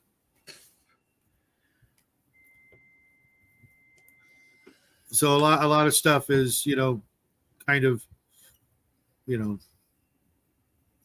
new or unknown to me.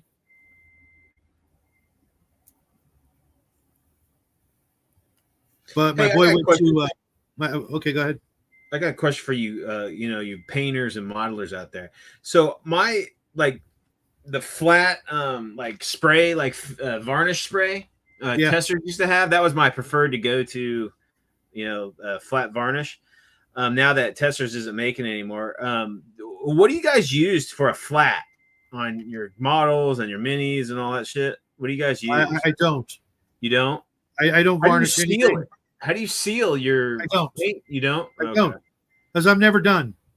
I either I will go back to a mini when my skill gets better, or I hope someday that my son will go like, oh, I could do better than this, and takes my minis and either strips the crap out of them and does it all, himself, or he'll just go, oh, I want to add a little to what the old man did. He was never really good at Krylon matte. What about that? Krylon? Yeah, when I do need to clear coat something, maybe because I made the mistake of, spray painting a Reaper Bones and it won't stop being sticky, I will use, whatever hardware store brand. I think it's Krylon or something like that. I will do that, but I learned from that mistake, and I've got a couple of cans of gloss and semi-gloss and matte that I haven't used in. Yeah, because a lot of times, a lot of that stuff causes that frosting, on your shit. Yes. Yeah, I hate that. So that's what I don't want. That's Axis and Allies 41. Oh, right on. Yeah, I never got into that game, but I did work for the company that made the metal miniature editions, like anti-aircraft guns or and stuff like that. Back in the 80s, this company Pewtercraft was making rules and little. It's a fun game. It's got a huge following, man. That's probably I've watched people play it. Board war game there is. I have a problem with 1s and 6s. When I've got a 1 in 6 chance to do something, I'm not even going to try. It's to me, I'm not a gambler, and I don't see. I think I played Risk a couple of times, and I would go in, with infantry or something, and I'd be outnumbered. I'm like 10 or 15 to 1, and still lose. I'm like, this is retarded.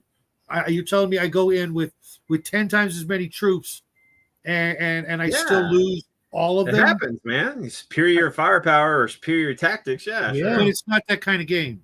The men might as well all be armed equally with nothing. No, you're not thinking in World War II terms, man. I mean, think about it. Like if you get stuck playing Russia, your only hope is to build a shitload of infantry, and come into Germany out of Karelia with like 30 infantry, and you roll 30 dice, and you're bound to get a bunch or at least a couple ones, right? It's a war of attrition.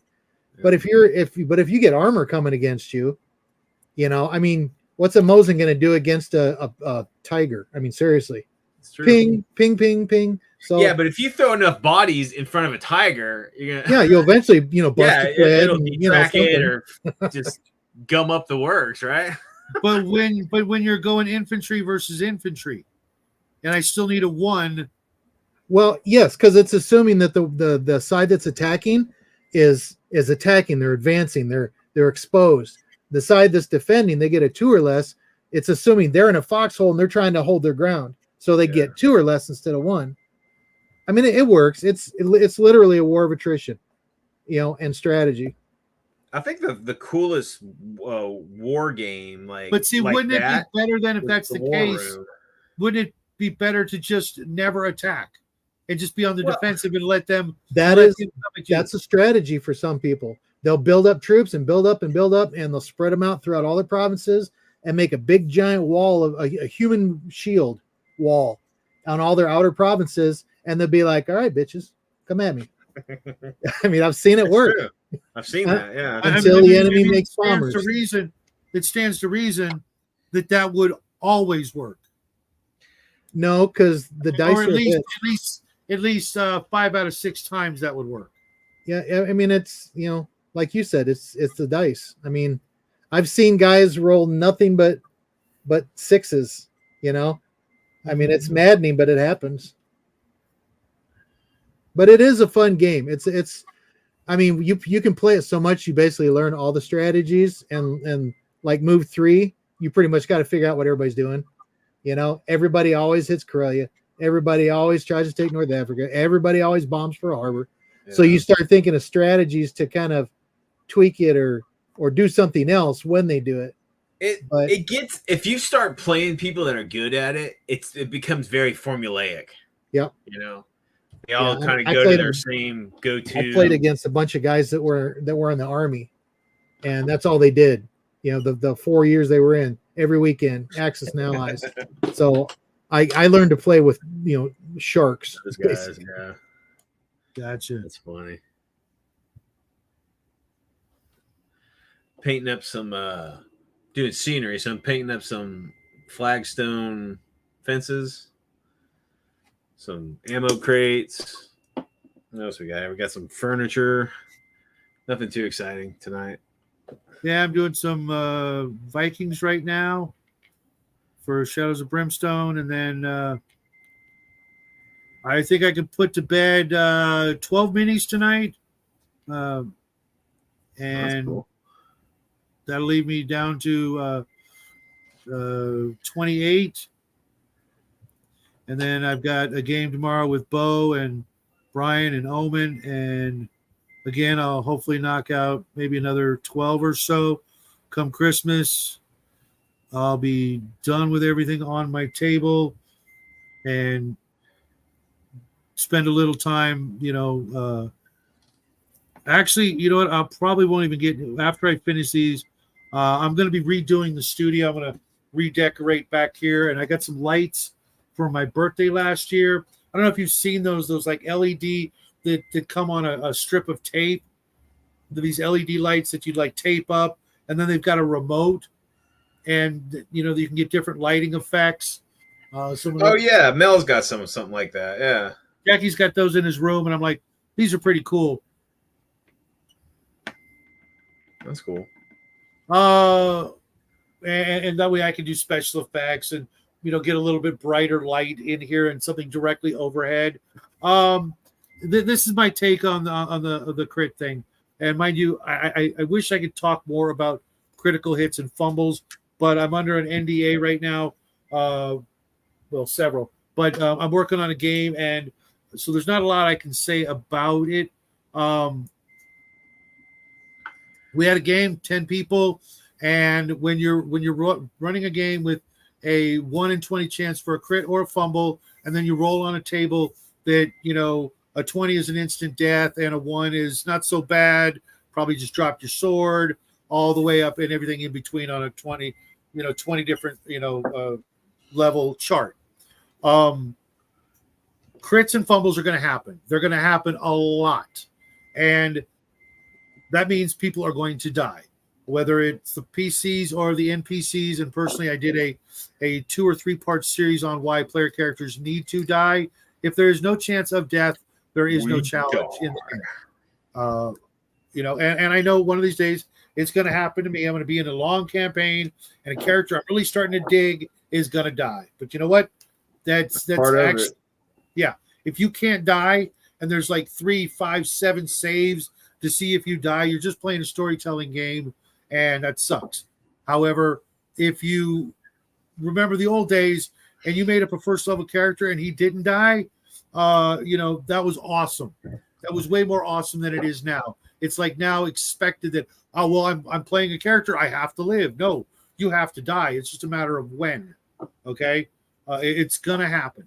And with the CNC rules set, you know, you roll your 20, and if you get a fumble, and we're using a die roller on roll 20, you know, a VTT, whatever, which I'm not a fan of, but I get it. That's, you know, it's a way to go. See, when back in the day, we used to, I mean, we didn't try to like kill the characters off, but if they made it to a certain level, then we ascended them. You know, the gods came down and took them and said, "You're too powerful. We're going to give you a job," and that was pretty much it. Make a new character. Right. Well, with this particular situation, some people, I guess, don't like critical hits and fumbles. And to be honest, even though, you know, I've said things about it, I think I think that if you're going to play with them, you've got to go into the game with a couple of things in mind. Right. One, they have to understand that you're probably not going to make it to second level. If you can understand that and still go into the game, awesome. The way I look at it, it's like I'm not playing the character I want to play yet anyways. I'm playing a human fighter. I wanted to roll up something else, but I didn't get the numbers, so I'm playing this character. If he dies, awesome. I get to roll up a new character. If he lives, even better, because I'll learn something from playing a character that I didn't want to play. I'm not sure what that is yet. But you know, not every game is designed with criticals in it. When you're playing a game that doesn't have criticals in the main book and you add it, you're doing something dumb, in my opinion. The game designers probably heard about these critical hit rules. They've been around since 1970, 74, 75, like that, from Arduin. Okay. Anybody tells you otherwise doesn't know what they're talking about. Arduin created criticals. And if you're borrowing from that and you're putting it into a game that doesn't have it, it doesn't really belong. If it's in the book, you know, optional rules or otherwise, then they thought about it and they went, yes, we want this as part of our game.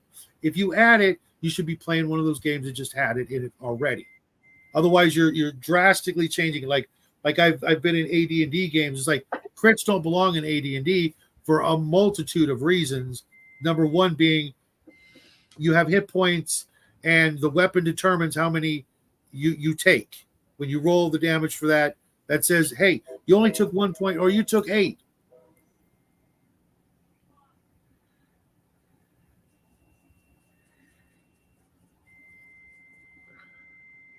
Sorry. What's up, Ricky? The family have a safe Merry Christmas and Happy New Year's.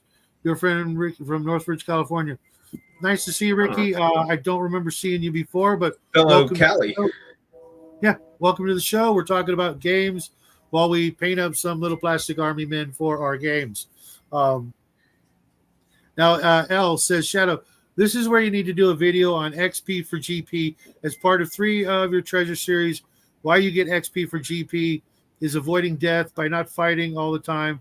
Brian's favorite role play. No, I haven't talked about that. And yes, Brian and I do differ when it comes to our opinions about XP. I personally absolutely love it. You're playing a game with rules, and I like it because of the competitive spirit that it drives with players. If you're just sitting there, you know, in the back of the party doing nothing, like I did in the first of Bloodworth's 2 games, I you know, my character was doing something else and the party bailed. I'm like, okay, well, I'm not getting any XP tonight. You know, you snooze, you lose. He was kind enough to give me some anyways, but that's, you know, but if you are like, you're always the guy who's like rushing forward and doing all the things, and your buddies are in the back watching, they're not getting shit. Yeah, okay? I mean, I'm the same way. Yeah, it's see what's the with me, it's achievements by the characters. It's not so much the party. So like, you know, if you're like the spellcaster that's just in the back getting buffs or whatever, doing buffs, well, you might get some bonuses on like, you know, that kind of spell casting or whatever. But like, if you have the tank running up forward, he's going to give a lot more advantages. Well, here's the way I do it. And this was before second edition sort of codified some of the things that I do. Spellcasters get 100 XP per level of spell they cast if they're not just trying to do it for XP. Okay, yeah. If they're saying I'm blasting off my spells, I'm like, well, you're not getting any XP for that. But if they say I'm casting a shield spell because those guys have bows and arrows, okay, you get the 100 or whatever. Okay, that's 100 per level. And I'll get to why I think all that works in a minute. You know, thieves get it for doing thief stuff. You know, that's kind of arbitrary. How complex is the lock? You know, if it's a complex lock, I might give them, 102 XP for, dismantling it, opening it, what have you. Fighters, everybody gets XP for kills. Kill XP is designed to reflect the danger of the opponent. Okay, and I give it also, if you instead of fighting the trolls, you run around and hide and sneak and avoid the trolls, you're going to get some XP for that, for not fighting, because you used your brain to avoid it and therefore conserve your resources and your blood and not get killed. So there's a formula for that. Just as there's a formula for armor class and hit points, there should be a rating system for what you do. It can be generalized in this is worth this compared to a first level character, and you can attempt to try to multiply it. Okay, well now they're doing the same shit, but they're 10th level, and that first level or that lock that they're opening, a first leveler could never open because it's got like a minus 70% difficulty on it. So there's no first level thief on the planet that could ever open it. So I may give the thief, several hundred XP for defeating this new, more complex and difficult to open lock that's got a poison needle trap that if you, get pricked by it, you're going to save at -5. And if you fail, you're not only going to die, but you're going to turn into a ravening, vampire or some weird shit, right? So that's a pretty complex, feat or deed that you did. That's probably Brian's neighborly train visitor. Mine's, I live by the tracks. I'm ghetto. But is it the wrong side of the tracks? It's definitely the wrong side. I had a feeling you'd say that. So that's why I give XP for everything, even magic items. I like the XP for magic items because here's the thing. Okay, say you give a first level wizard a wand of fireballs. That's going to be like 3, or a wand of fire. That's going to be between like 3 and 7,000 XP. And you're saying, well, shit, then he's going to be like 3rd or 4th level. Yeah. And you know why I don't do that? Because the XP is a guide stone to let you know, hey, if you give this to this character or he finds it or earns it, he's going to shoot up like 2 or 3 levels. So it's probably too powerful for him. But you give that same wand to a 7th level character, it's like, oh, thanks, that's some XP. I'm still 30,000 away. Well, don't give the casting of the wand any kind of XP because it's not. But that's the rules. That is the rules for AD&D. That is engraved in stone. You find this item, steal this item, or earn this item. You get that. Rules are meant to be broken. Then I'm not playing rules as written. And if I went with that attitude toward every game, I would never find a game I like because I would just make my own game, and I'm too lazy for that. As we've discussed, I am a lazy bastard. But it's I can use it as a guide to go, this is too powerful for them right now. If it's like 1 or 2 or 500 XP, okay, cool. You can find that at first level. I keep thinking of the phrase, what is it? A closed mind is a tidy mind, right? Yeah, mine's not tidy. That's for certain. I may give that squeaky clean appearance on the exterior, but I've seen some shit. So I like to use that, as not just a guide of what I can hand out or when I can hand it out when it's appropriate, but also, putting it with monsters, if I throw a wizard at the party,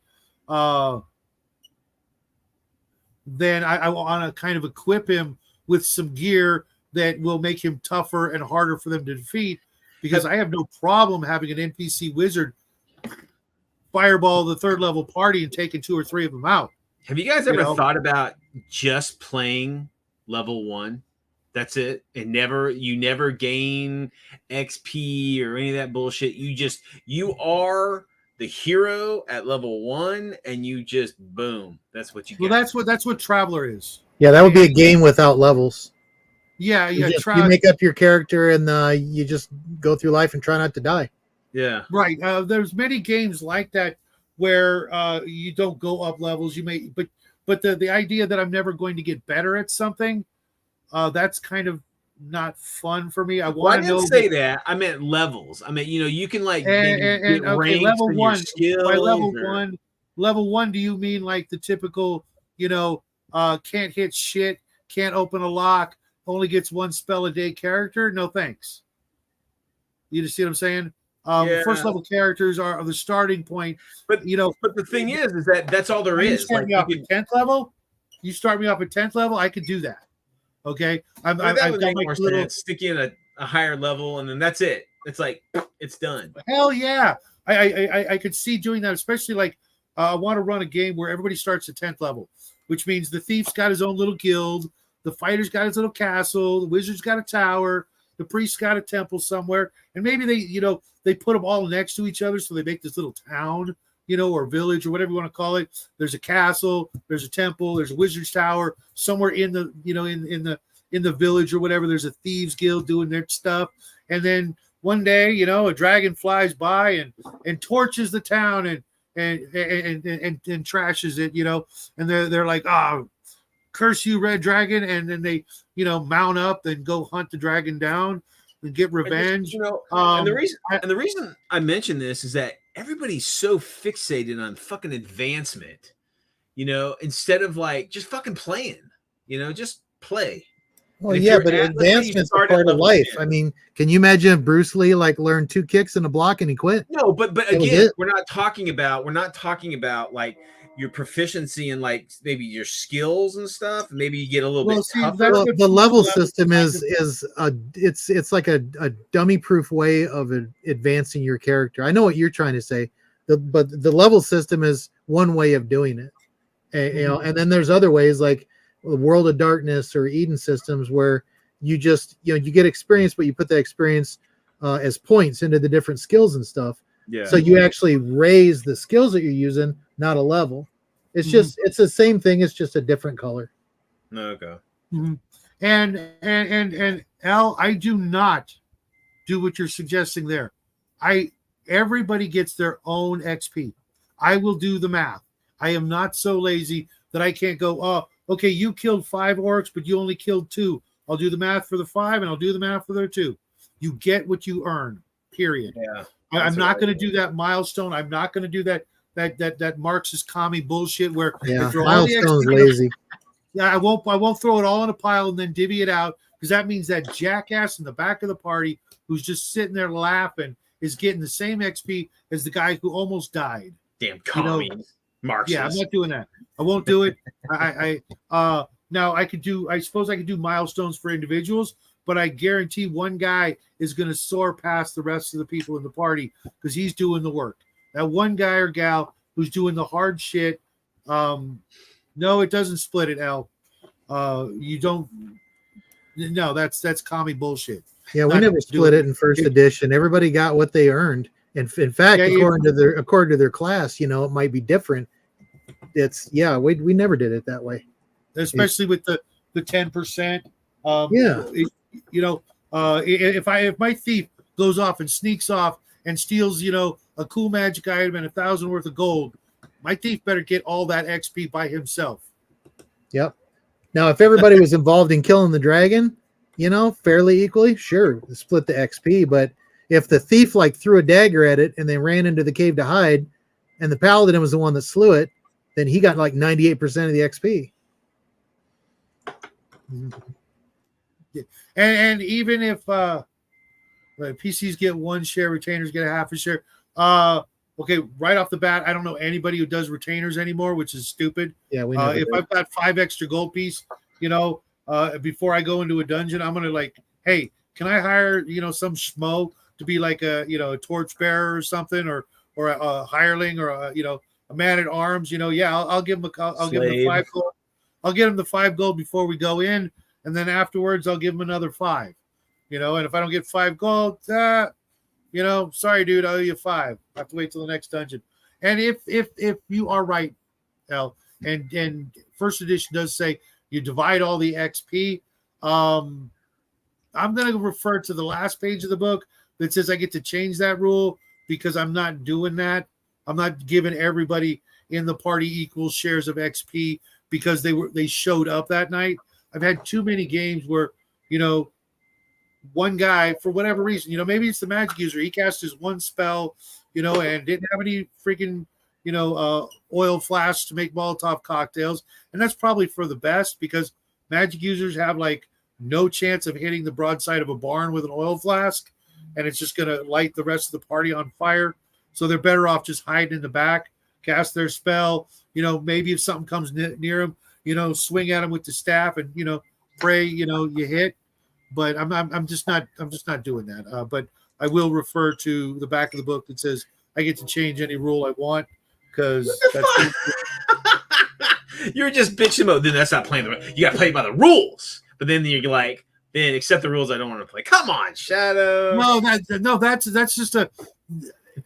I've seen it too many times. That's a dumb rule. I didn't know anybody that ever split it. In basic or AD&D. I'm giving L the benefit of the doubt that maybe Gary said that somewhere where you split it evenly, but then he was drunk.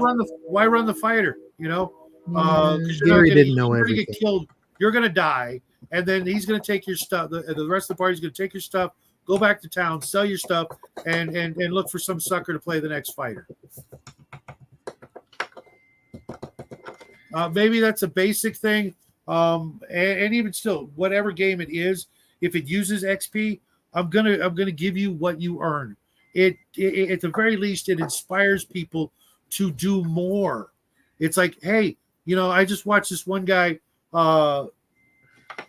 did this thing, and he single-handedly killed the freaking, the carrion crawler and got 700 XP. It's like, well, I want 700 XP. We'll go kill a carrion crawler, or do something like that, or if somebody does come up with it, like especially when they come up with something that's not codified, like, hey, what if we do this and then we do this and or that? Like, if you're a cleric or a paladin, you like converted like 50 people to your faith. That's worthy of XP, right? Right. I'm talking about though, like that weird, unique sort of Scooby-Doo plan. Someone comes up with the plan and then they do the plan and it works out great and they don't all die. I'm going to go, okay, well, you thought up the plan. I'm giving you X number of XP. And everybody's looking at them like, oh, you get XP for that. Yeah, if you do something clever and ingenious or, something like that, then you're going to get the XP. And sure, the guy, but what if the guy isn't just literally able to do anything? The guy's swinging and missing. Okay, he can't hit for shit. So that means when he finally does go up a level, I'm gonna charge him the 4 weeks. He's trying. He's out there on the front lines, swinging his sword, but he can't hit the broadside of a rhinoceros with that two-handed sword for whatever reason. No, but they're gonna get more XP for doing more stuff. I don't know what that system is there, Justin.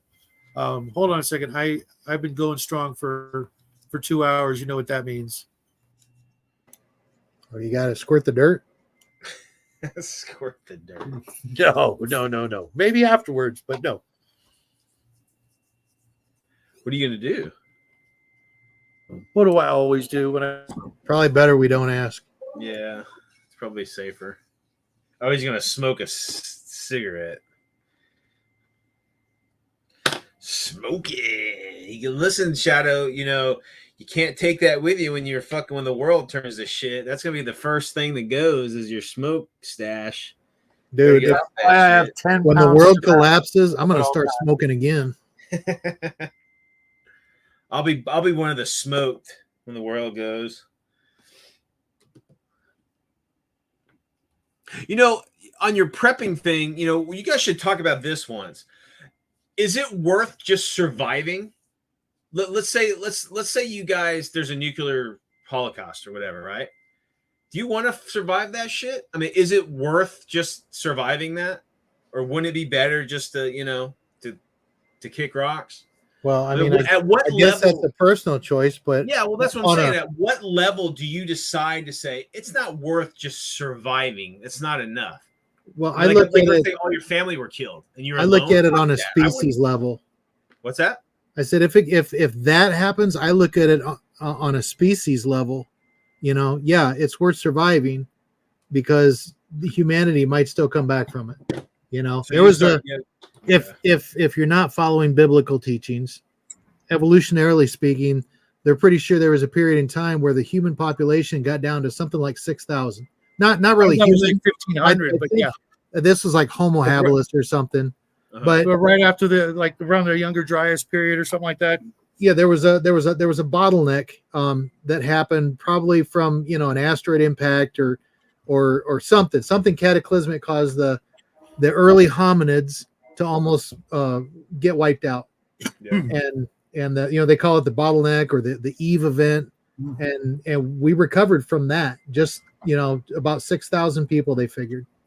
So it's worth it to try, because if not everybody tries, then who's going to remember us? The cockroaches when they evolve in 1 billion years? Well, it's like I think I'm more of a selfish when it comes to that. It's like if my personal if my family are all gone and I'm the only one left, it's like what's the purpose? Yeah, for me it's all about faith. I will die when God tells me it's time to die. Period. It's not my choice. I'm not going to do anything to interfere with that. But at the same time, yes, I am going to keep smoking. I've always got 10 pounds in storage of tobacco, and that will last me well over a year. If things get that bad, you can guarantee, I'll be like Woody Harrelson and not looking for Twinkies, looking for packs of smokes. Yeah, I got a pouch of tobacco and a couple of Swisher Sweets in my truck, just in case. And I get what you're saying. It's not. It is a matter of teamwork, but everybody's got to pull their own weight and try. And trust me, there's plenty of opportunities. It's not just about kills for XP. If you're the thief and you don't swing once, you're still gonna get a commensurate amount of XP. Compared to what the fighters did. If you're risking your life, checking every trap, listening at every door, doing all that crap, you're going to get some XP. It's probably not going to be the same, but let's face it, thieves go up faster. Anyways, they only need 1,500 to get to second level, where other people need, 2,000 to even 3,000 and 6,000 or whatever for the barbarian if you run that thing. So,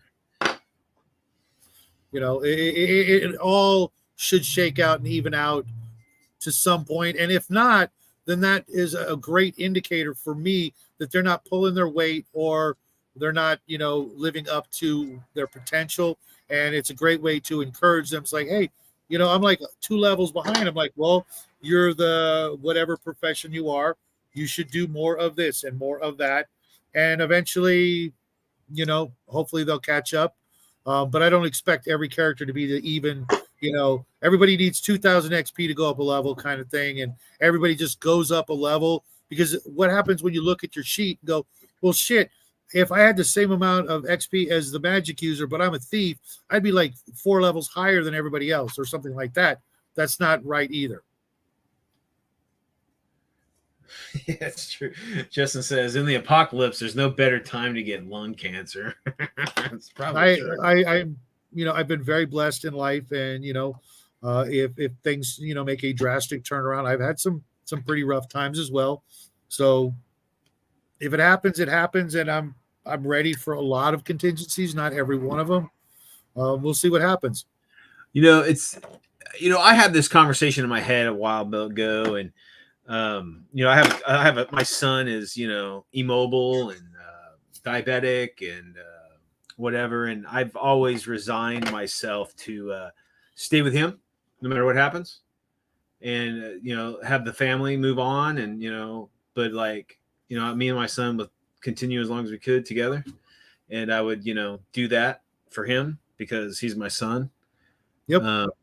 But again, it's like there's no, he could never survive in a post, societal fall, and I would stay with him, and I would end with him. So, and the family would continue on and find better, Well, hopefully that'll never happen. Yeah, sure. But I've had that conversation in my head, and with certain family members, and yeah. That's what makes you a good man. Well, you as a parent, you do what you have to do. And, sometimes, it's not what honestly, my life is nothing without my family.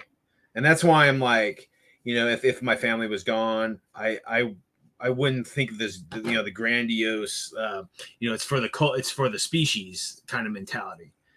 Because I'm not a selfish man, but it's like I just don't think at that level. Like it's my duty to do this because, whatnot. You'd be surprised, yeah, who knows? If you knew, there were, some horrible thing happened, and you were one of the people that's left, you might be surprised how you might. It's true. Things might be different. Being in this, it's one of those things where you say, "Oh, I'll do this when this happens." You don't know what the fuck you're gonna do because, Shadi, you've looked down the eye of evil and you've looked down the precipice of death and life. A lot of you guys have. I have, and you don't know what you would do until you're fucking at that moment. You what you would do. I'm talking about once we get past the shit hits the fan stage, Yeah. It's going to be every family for himself at that point. But once everything settles and the worst is over and it just comes down to, okay, now it's just surviving, then that's when you kind of start to think long term, if you can, And look at it like this. Another thing. It's like I honestly don't think I would be one of those that take from someone else to benefit myself, like a marauder or a fucking bandit or just because I don't think. You guys tout, your faith and whatnot, and you guys should be the pillars to show how it needs to be done, not how, the easy way, like, take people out or they're in your way, but like try to reestablish, try to rebuild, try to reconnect, Well, believe it or not, Brian, that was kind of what I was thinking about you, man. Think about it. You're there's this great story I'm reading, the horse clans. This one guy, he's like leading, children for the most part out of the apocalypse for whatever reason. He's alive and he's surrounded by children. Think of all the shit you got stored in that thinking meat of yours. Yeah. How much good it could do, from your experiences doing all the different things, how much you could teach younger folks to do things right and literally survive. Yeah. This is definitely the top of the iceberg. We've got a potential ugly year ahead of us, or we've got a year that we will remember for a long time. How we helped get everything back to where it should be, because there's a lot of crazy ideas out there right now. Some of which may turn out to actually be good ideas. I don't know. But I know for certain that, I don't like the way the last 3 years have been. My family, or I should say myself, I have a mantra in my life. Be a force of good in the world. That's it. Just be a force of good, because I think the default is like, just survival is just, keeping you alive or whatever, or yours alive. But just try to be a force of good. Try to, you can disagree with people, but you don't have to destroy them. You can think a certain way, but you don't have to force your will upon others to a point where they're crushed. You know, I think, and I'm not a religious guy, guys. I'm not a man of faith at all. But that doesn't mean I don't have a moral compass. You know, I don't need a dogma or some sort to tell me that, you know, that's shadow stuff. It's not mine. So that's his. I can't take it. It's not mine. And, you know, if someone's down, if I can help them stand up, I will. But again, I'm not going to take care of somebody who's not going to take care of themselves, you know. But, you know, I think the world is very complicated. And I think if we get back down to just kind of basic terms, we're like, let's fucking start caring about each other. You know, first thing, labels. Get rid of all the fucking labels. Stop. My God. Let's just, you know, if we can help each other, let's help each other. You know, and I don't think that's a liberal thing. I don't think that's a far right thing or whatever the fuck. I think that's just, you know, that's us caring. And I think, you know, as the politics and everything diverge and we start to lose, we start to fall in those camps and it's us versus them. And it's a bunch of bullshit, man. We got to, in my opinion, I try to stay away from the, you know, they're not one of us kind of shit. I understand what you're saying, but, you know, like Omen just pointed out, the problem is you have a lot of people out there who don't think like us, who don't have a moral compass, who don't want a moral compass, or their weird moral compass, immoral compass, is the one that they think is right, and they're willing to burn us all out in order to enforce it. That's like when someone forces their will upon me. Like I can disagree with somebody and we can have that discourse about, you know, disagreement, and, you know, we can have that conversation or whatever. But when they force their will upon me, that's the point. Right. And well, that's where we're at. Let's face it, when people get to a point in life to where they have exorbitant amounts of power, that's the next, you know, drug for them is control. Believe it or not, there are so many people out there that want to tell us what to do because that gives them pleasure. And I'm not in the business of obliging them. You know, I don't remember voting some of these people into their positions of power or being okay with them buying up huge swaths of farmland and then telling me I can't actually have any of that. You know, because they want it all for themselves. They're not even willing to sell it, or they want us to stop eating meat, like we talked about earlier before. That's not within the lifestyle or the mentality that I'm. You know, well, you know, and you guys being preppers. You realize how our modern society, we all fucking connected, man. If that one thing collapses, it's like a, you know, it's a house of cards.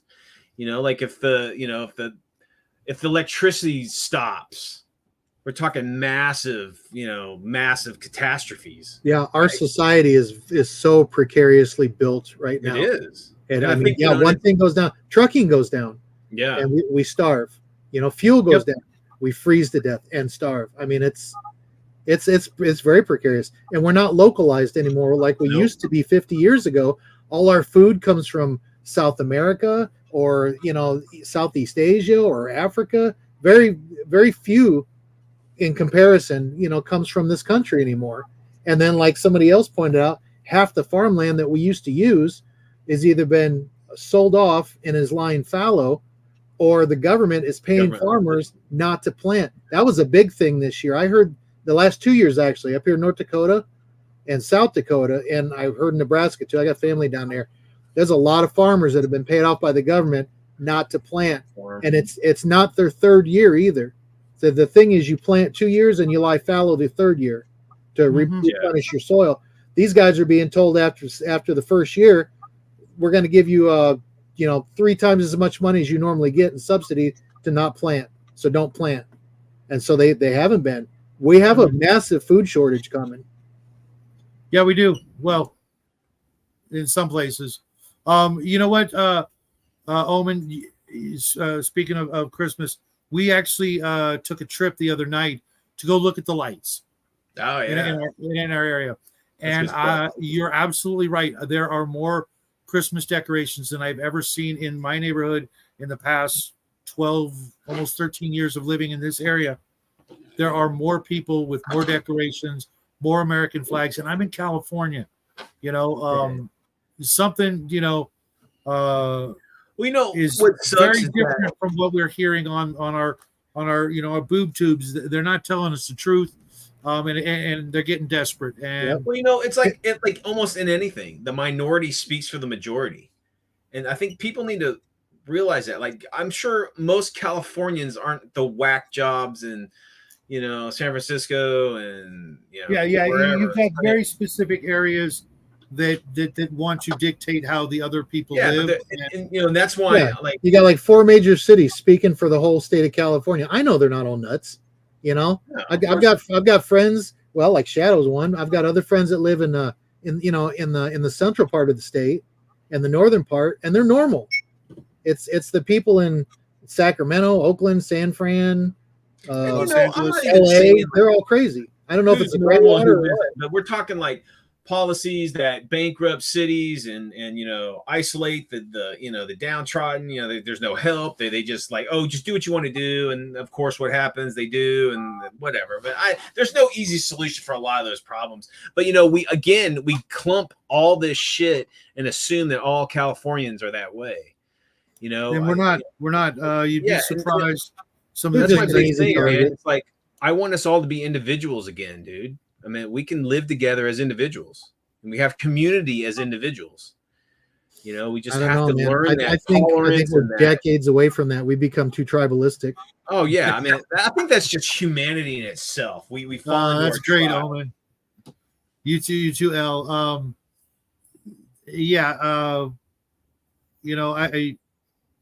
I'm not gonna lie, I'm you guys know I'm a bit of a material guy, but you know what? I had more fun this year giving out stuff than I have in a long, long time. That's what it's really all about. I think I mentioned something about that in my earlier video. If you were paying attention, we've been given the greatest gift, and most of us don't realize it. Yeah, I mean, I think a lot of times there's so many distractions around us. There's so much other bullshit that a lot of times we forget. You need to retract, get back on track. Remember who's in front of you, the family around you, the joy. Listen, man, I don't live the most happy life, man. I got a sick kid, and it has not been easy, and it's really. But you know what? We don't live like that. We live with love and joy and happiness and togetherness. And hell, I'm like friends with my ex-wife. Our marriage. That blows my freaking mind, dude. Yeah, that's weird, dude. I mean, we're pals. I mean, don't get me wrong. We don't go out and like go see movies and shit together. But I mean, we were there for each other no matter what.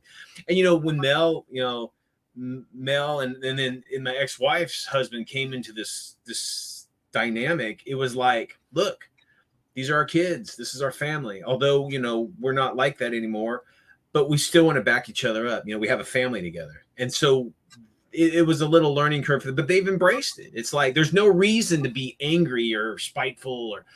Well, it depends on, I think it depends on the nature of the divorce. I mean, honestly, guys, especially for you, religious folks, isn't forgiveness one of the biggest things about being righteous? We're called Christians. Or no, I'm just saying any religion. I mean, yeah, I know what you're saying, and yeah, it is. And honestly, that's one of my biggest downfalls. Is I have a hard time forgiving somebody that's really, really wronged me. Yeah, and that's not easy. But it's a flaw. I admit it's a flaw. I need to do better. And I have a hard time forgiving myself. I probably have a harder time forgiving the shit I've done than anybody else that's done stuff to me. But that's something else I got to work on. It's hard. But you're right. You'd be surprised what you can do when you talk to somebody. Well, just I haven't seen any Santas out this year, but that's cool. That's like I said, the news channels cannot be trusted. None of them. If they're on actual cable type TV. I mean, all of them. They're all slanted in their own perspective. But, guys, we're guilty of that too. We see the world in our own perspective, and a lot of times we don't see what other people are going through, and we generalize. And I'm fucking guilty of that. But, again, that's why I try to hold people as an individual and, and what they say and what they do. So, You know, I'm not big on labels or groupings of peoples and cultures and shit. I don't fucking believe in all this race bullshit. I mean, we're all fucking humans. You know, most of us want the same thing: peace, you know, prosperity, and love in their lives. And I'm not naive. I know there's people that aren't like that. I got it, but you know. Yeah, well, the trick is, you know, being able to use our deductive reasoning skills and be able to pick them out of a crowd and go, yeah, that guy, probably can't trust that guy or that girl, you know, because of certain, you know, and they're out there. They're out visible clues. And you know, I know you're not supposed to judge a book by its cover, but you know, when you're a dad, you know, you've got to watch out for those folks. You know, I see a lion coming after my kid. You know, I'm not going to think, oh well, you know, or a wolf or whatever. I'm not going to think, oh, I shouldn't judge it. No, it wants to eat my family. I'm going to judge. There's three mantras in my family. One is be a force of good in the world. 2 is be vigilant. Okay, be vigilant in everything that you do. And then 3 is keep it weird. So there you go. In other words, be yourself. Be yourself. Yeah, be yourself. Well, not too weird. I mean, if you're doing, you know, there's some things out there that are just sorry. Weird. It's funny you say you're not religious, but all 3 things that you just labeled off are out of the Bible. Well, sure. I mean, listen. I mean, the Bible's a great, you know, text to learn. You know, the parables that teach stories, and you know what you should, you know, how you should be a fucking decent person. You know, or you know, again, I took world religions in college, and I mean, it's interesting. It's interesting, but again, we fall into these fucking camps, and it's just like. I mean, we have. I mean, just the Christianity. How many different sects of Christianity are there? You know. Well, true Christianity, one. Well, okay, like you're talking about, like the we could definitely have that discussion. Okay, but then you know, sure. I mean, I get it, but I mean, that's not the reality. You know, you could say, well, technically, sure, you can say that, but I mean, that's just not the reality. I mean, there are different sects of Christianity. No, I know there's a lot of other denominations of Protestants and all that stuff, but you know, I'm just going to say this, and then I'll leave it alone because I know a lot of people. This is going to piss a lot of people off. If you go back and you look at who founded every one of those denominations, you know, there was somebody, you know, Martin Luther, Jacob, whatever the hell his name, the guy that founded Amish, you got John Wesley. Every denomination has a founder, right? But the one true universal Christian church, the Catholic Church, was founded when Jesus turned to St. Peter and said, build me a church. There's only one church, dude. Everything else is trying to be what the first one is. I hope you're right there, Omen. Yes, be weird. Don't be harmful. Orthodox schismed off Catholic when they decided that the Trinity wasn't a full Trinity. That's kind of anti-biblical. That's not the Eastern Orthodox? Yeah. I mean, they're good people. You know, they're technically, you know, the Catholic's cousins.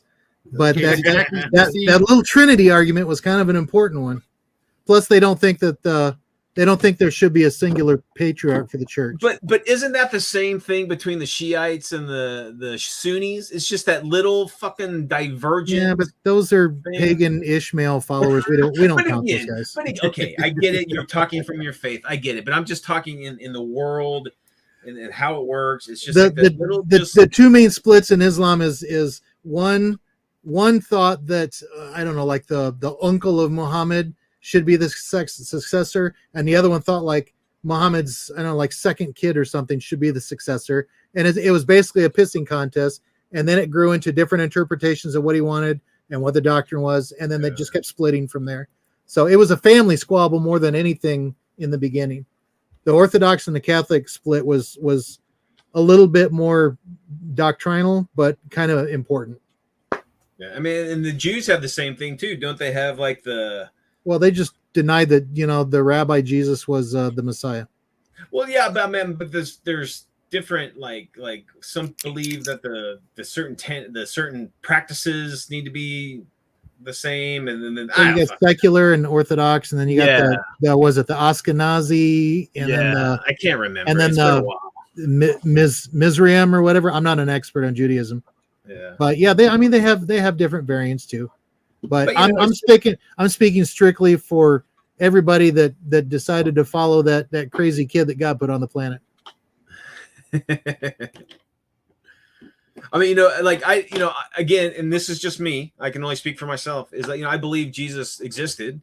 I believe that he was a prophet, or not a prophet, but a great, thinker, but I don't know if he, I don't have the faith to believe in that he was. That's the big thing with any religion, is faith. Without it, there's nothing. But, I've said this before in other shows, I envy you guys, because you guys should be at peace at all times, because you know that there's something other after this is done. So I don't know why you're all not just mellow as fuck. Well, because see, here's the thing, and this is a common misconception. People think that peaceful or peacekeeper is the same thing as pacifist, and it's not. No, that's not what I mean. And there are times to be peaceful, and then there's times to defend and to fight for what you believe in. Yeah, it's really simple, because I am so lucky and blessed in everything these days. Trying not to wait for the other shoe to drop, so to speak. That's why I'm a prepper, so I'm not caught unawares. Holding my breath. Yeah, but I'm a dad. I'm not going to say first, but easily second. I'm a dad. Okay, and that with that power, so to speak, comes that great responsibility. I chose to bring Jackie into this world. Hell, I had Jackie's name picked out when I was 14 years old.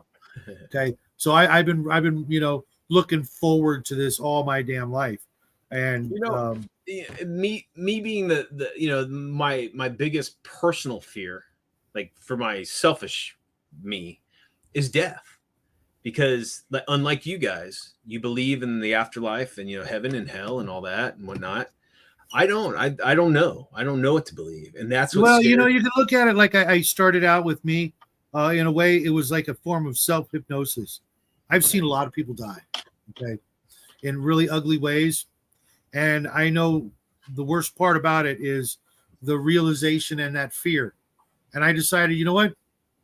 I need to find something that's going to make me not go through that. Because But is that sincere, like, faith though, or is that you're faithful because you're afraid? Once I looked into my little boy's face, as I was the first person he saw. I made sure of that as well. I cut my umbilicals to all my kids. Yeah, I couldn't do that. I couldn't do that. I couldn't. Oh, that sucked. I did. Here's another way to think about it, Brian. Is faith and belief are two different things, right? Faith is trusting that God is there. You're putting trust in the fact that he exists. So you have faith. You find the faith first, to trust that he's there, not to believe, but to accept that there's a very good chance that he exists. And you do that long enough and you get into the life. And then if you're lucky, belief comes after. But faith is a trust, and not everybody has it. And it's sad. Not everybody gets it. A lot of people look for it, but God puts it on those for some reason that he thinks are ready for it, I guess. But you got to go looking for it first. I mean, really sincerely in your heart looking for it.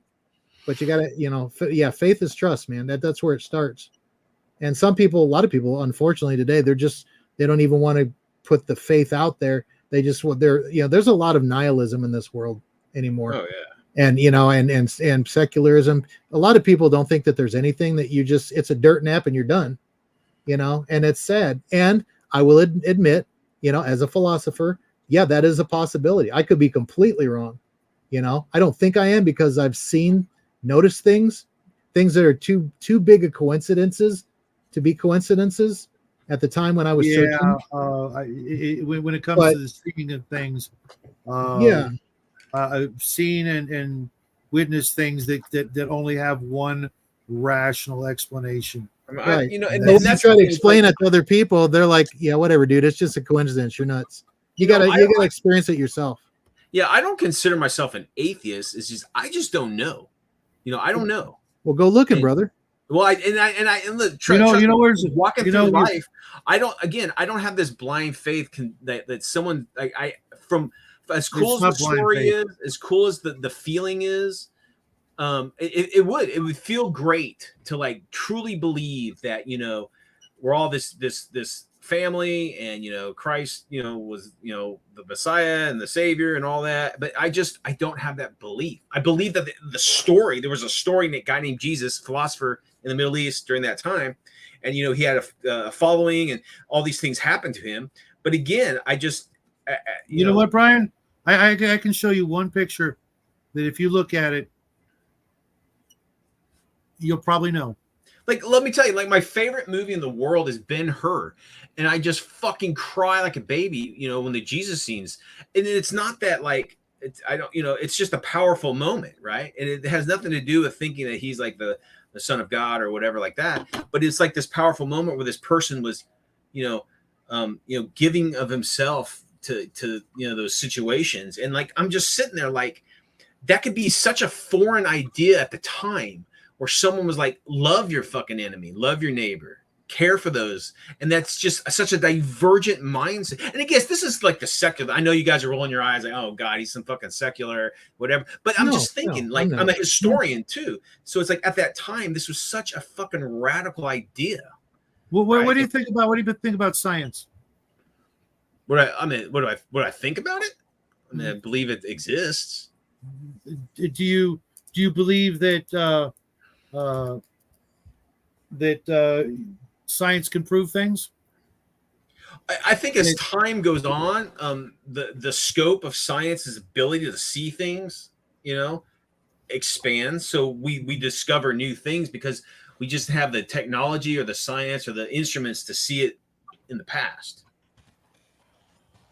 You know what I mean? But I mean, I guess religion can be the same way, right? As you grow, your mind starts to expand on these new ideas, these new beliefs, these new, you know, concepts. It could be like the advancing of science trying to explain the physical world, you know.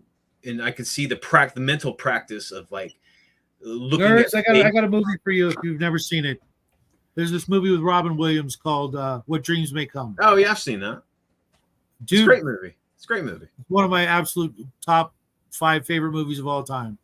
The idea that I get to do what's depicted in that movie, it just thrills me beyond belief. But anytime, you know, I've ever been in doubt, all I have to do is go to like NASA.com or some, you know, some sort of, you know, website where I can see pictures of what's out there. You know, sure. The Crab Nebula is a good example. I look at stuff like that, and to think that was like an accident or a mistake or just, that's the thing. I don't know, Shadow. I don't know. That's the thing. I don't know how the universe was created. I don't. You know, I don't know. And just taking someone's blind faith that this is the way, I just haven't gotten there. It'd just be like a politician telling me one thing, or a car salesman telling me one thing, or my neighbor telling me one thing. Like, no, I didn't burn your house down, dude. You know, or whatever. Well, it's just like for Omen and maybe even nerds. Here's the thing with the descriptions of heaven. You're absolutely right. It's completely undersold, and I think that's because no one person has an identical experience when that time comes. I think that it's completely different. Like in What Dreams May Come, that for each and every person it's different. But I think, you know, imagine it like having literally your own universe, you know, and whatever, you know, or your own sort of like in that Star Trek movie, Generations, the Nexus. When you get there, it's whatever is best for you. But there's ways to go visit your other friends who are up there. But I will never get bored. That's your depiction of heaven. That's not what it says in the Bible, is it? Well, because it couldn't. But that's what I'm saying, man. It's just like, you know, there's the no that's where faith comes into play. It's that definitive, like, there's no definitive answer. There's no definitive. That's where you just have to have that belief. And I'm not trying to. Well, no, because I think if they would have said, you know, well, heaven's different for everybody, and everybody gets their own, you know, paradise, that would have driven people off to make up more religions than we can count back then. I don't think they could have handled that sort of concept. and why there has to be more of a mystery about heaven than of hell. Hell, you don't want to go there. You just don't want to go there. Follow the rules or you go to hell. I mean, I get the understanding. It was never really spelled out either. It just basically says you'll be in the presence of God. And that's the thing. That's true. And that's enough for everybody. What it looks like sounds pretty satanic, Owen. Who knows? Yeah, man. Yeah. I mean, we could be in the land of Oz, or we could be joining some cool Golden Eagle army to fight space aliens in another dimension. I mean, we have no idea. But it's going to be better than being a roasted chestnut for eternity. But and it's funny. It's like I want to try to I try to prepare myself for the death thing. I'm just because when I was in the hospital, man, I saw a couple of people died around me, dude, and it freaked me the fuck out, right? And I'm like, at the very least, on my deathbed, I just want to be at peace. You know what I mean? I want to sit there and say, I don't want to be fearful because I want my last moment on this planet. That's exactly what I was saying. An emotion. That's exactly what I was saying earlier. I get that, and I want you to do one thing for me, okay? And this is serious, brother. There is, and you can find this on the internet. There is something out there called Pascal's Wager. I want you to go read it. It's not long. It's a logical argument for why you should at least consider putting faith in this. It's a brilliant argument. I think I may have read that in college. Yeah. Well, you probably did if you went to college. Reread it. Fucking hell. And that might at least give you a starting point, philosophically to maybe head down the road that you're looking for. I mean, yeah. I know death is terrifying. I'm a Christian and it's terrifying. I hope I'm right. I hope the Bible is right. I don't know for sure. I mean, because I've never been there, but I have faith that it is. I'm gonna be honest with you. I mean, it's not my death per se, but my son's. Yeah, that's the big thing. I get that. I have 8 kids. Believe me, I understand. You got 8 kids? Wow, I thought my buddy was 7, had the record, man. 8 kids. And my youngest one has really bad asthma. Wow. So I get it. I mean, I've resuscitated my son on the floor. It was not. Fuck yeah. I had PTSD on that shit. I mean, it's like I wake up in the middle of the night like PTSD. I would have freaking nightmares. Fuck, dude. But again, it's like I give a fuck about me. Just that security to know that the life that he's lived, and he's just been brutal, but he's been happy, and he's a happy kid and loving, but it's just. I think for him, his sake, not mine. I don't give a fuck about me, whatever. But see, that's weird. I mean, for me, if I had a situation like that, I would probably be even more religious than I am now, thinking that at least therein lies hope, for my son. Well, I mean, there's hope and like love and in support of him. That's my job. And it wasn't until just this last year that he was with me at like all times. He's staying with his mom right now because his immune system is tanked. Well, actually, when COVID hit, when he's at 0 immune system, and they work at home, and he's staying with them because Mel works out of the house, and it ain't easy, man. Because when they were with me forever, I homeschool them, and it's fucking not easy. But you know what you do? You do what you got to do for your fucking family, and unfortunately, this is the best for him, and it ain't easy. But I think you do that if you're honest with yourself and you have kids. It's not about you anymore. You need to fucking mature and be a man, be a woman, and do what's right. You take care of the little ones. Whistling Dixie, there, buddy. Sorry, I'm getting emotional. It just, dude, the fact that you're not a nervous wreck 24/7 is amazing. I would literally be freaking. It's like that's not productive. It doesn't help them. Yeah, but still, after a whole lifetime of planning what I was going to do as a father, to end up like that. Completely, I mean, seriously, I was 14 years old and I knew. That was it. That was my goal. Just imagine Jackie peaking at 3. That was his peak.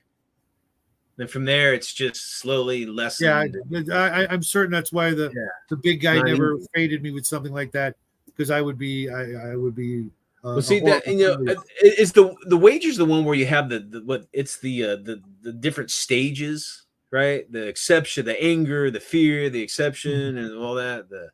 Is that what the wager is? No, it's basically okay. So the argument is basically this: it's better to try and live a moral, quote unquote, Christian life, and thus you live a good moral life, and then in the end, you know, you find out, well, there was really nothing there. There is no God. Then it's better to live that way than to live a hedonistic, bad life, a sinful life, a horrible life, and then you die, and then you find out, oh shit, God's real.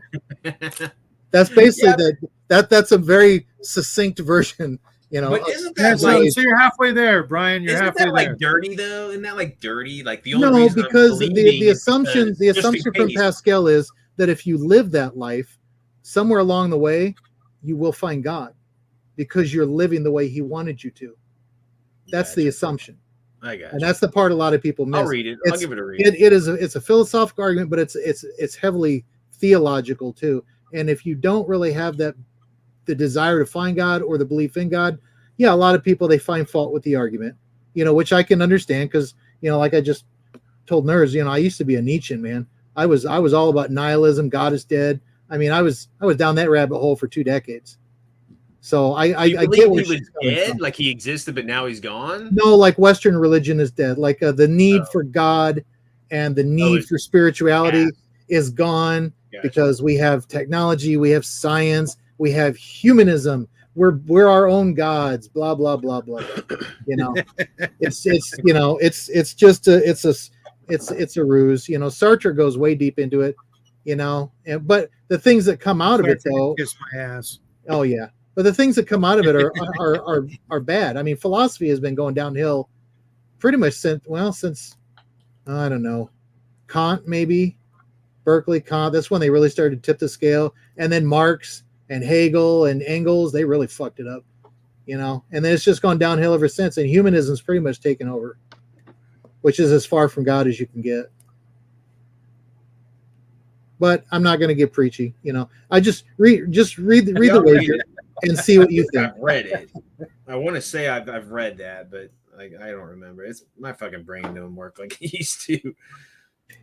Yeah, I like Kierkegaard. Kierkegaard he's a good one. I think he's a little off on some of his logic, but the thing that really stuck with me on him was he's the one that gave the whole leap of faith argument. You know, you can't prove that God exists. In the end, after everything, you ultimately just have to take a leap of faith. I mean, what do you think of that? Do you think that's? I mean, well, that was what I was talking to you earlier about. You know, faith is trust. Yeah. You just have to trust that He exists and hope that you find Him after you put your trust in that. You know, see, I want to say belief, but belief's not the right word. We misuse the word belief. I gotta be able to damn Joe. See, nerds is just I feel so bad for her. I hope she goes to heaven someday. She will. She's awesome. I'll put a good word in there if I go first. Nerd, you're coming with us. Don't worry about it, girl. She's kind of angry. She's kind of scaring me. Nah, she's all right. She's good.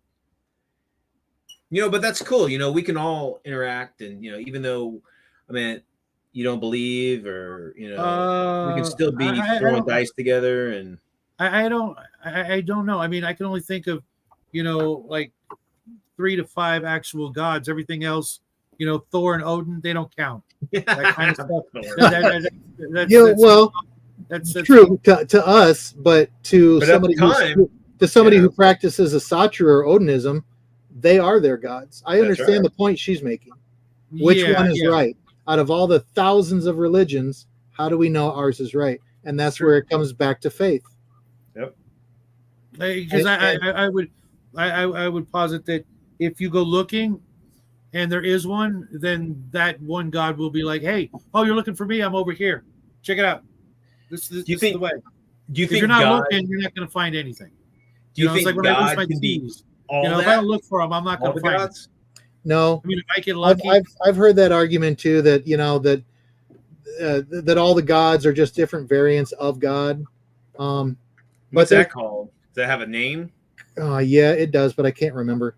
Basically, the core belief, the core Christian, the older churches, I'm not speaking for Protestants, But the older Orthodox religions, their basic belief is that all those other pantheons are all spawned from belief in the fallen angels that fell to the earth. Oh, okay. And basically have spent the rest of their lives trying to draw man away from God. And that's part of what they did, was they created all these false religions to keep man away from God, to draw as many away from him as possible because of their hatred of man and because of their disgrace. And, you know, and in the end, there's only one God. Everything else is just literally demonic. But, you know, that's what I was telling somebody the other night. That makes a lot of people mad because they're like, no, we're all, you know, it's all different faces of God, and Allah's God and Shiva's God. No, that's not really what the Orthodox Christians believe. Crazy. The shit you talk about, like painting minis, huh? Yeah. Hey, yeah, we did talk about magic items for any of those who are still following along. Oh, we can still talk about it, you know. Talk about treasures. We could talk about our pagan days, you know, all the cool trinkets we used to use. Oh, geez, I still have some of those souvenirs. I had the coolest Athame, man. I never just wore any remind kind me, of you know, and you guys have all met Jackie. You know, that was not me. You know, that was just, you know, in a way, I think the big guy, you know, proving his point, you know, that I was destined to be his dad, and his you know existence, you know, saved me from, you know, the hot place, because I could have gone a totally different way in this life, but I'm so glad that changed. Yeah, I did for a while, man. I probably spent 20 years as a pagan. So it's, you know, I've seen a lot of different sides of religion. Hey, Mac, there's a guy on YouTube. His name is Attention Span Labs. Never heard of him. He's a war gamer, but he's a big Catholic, and he's a fat Catholic. No, like he's a devout Catholic. How's that? Devout. That's a better word. He talks about, like, you know, he'll be talking like all this kind of like theological and just kind of philosophy kind of stuff, and you know, it's pretty interesting. I you know, again, I'm not you know, a believer, but I enjoyed listening to what he thinks about stuff, just to hear his perspectives. Give it a chance. I think you dig him.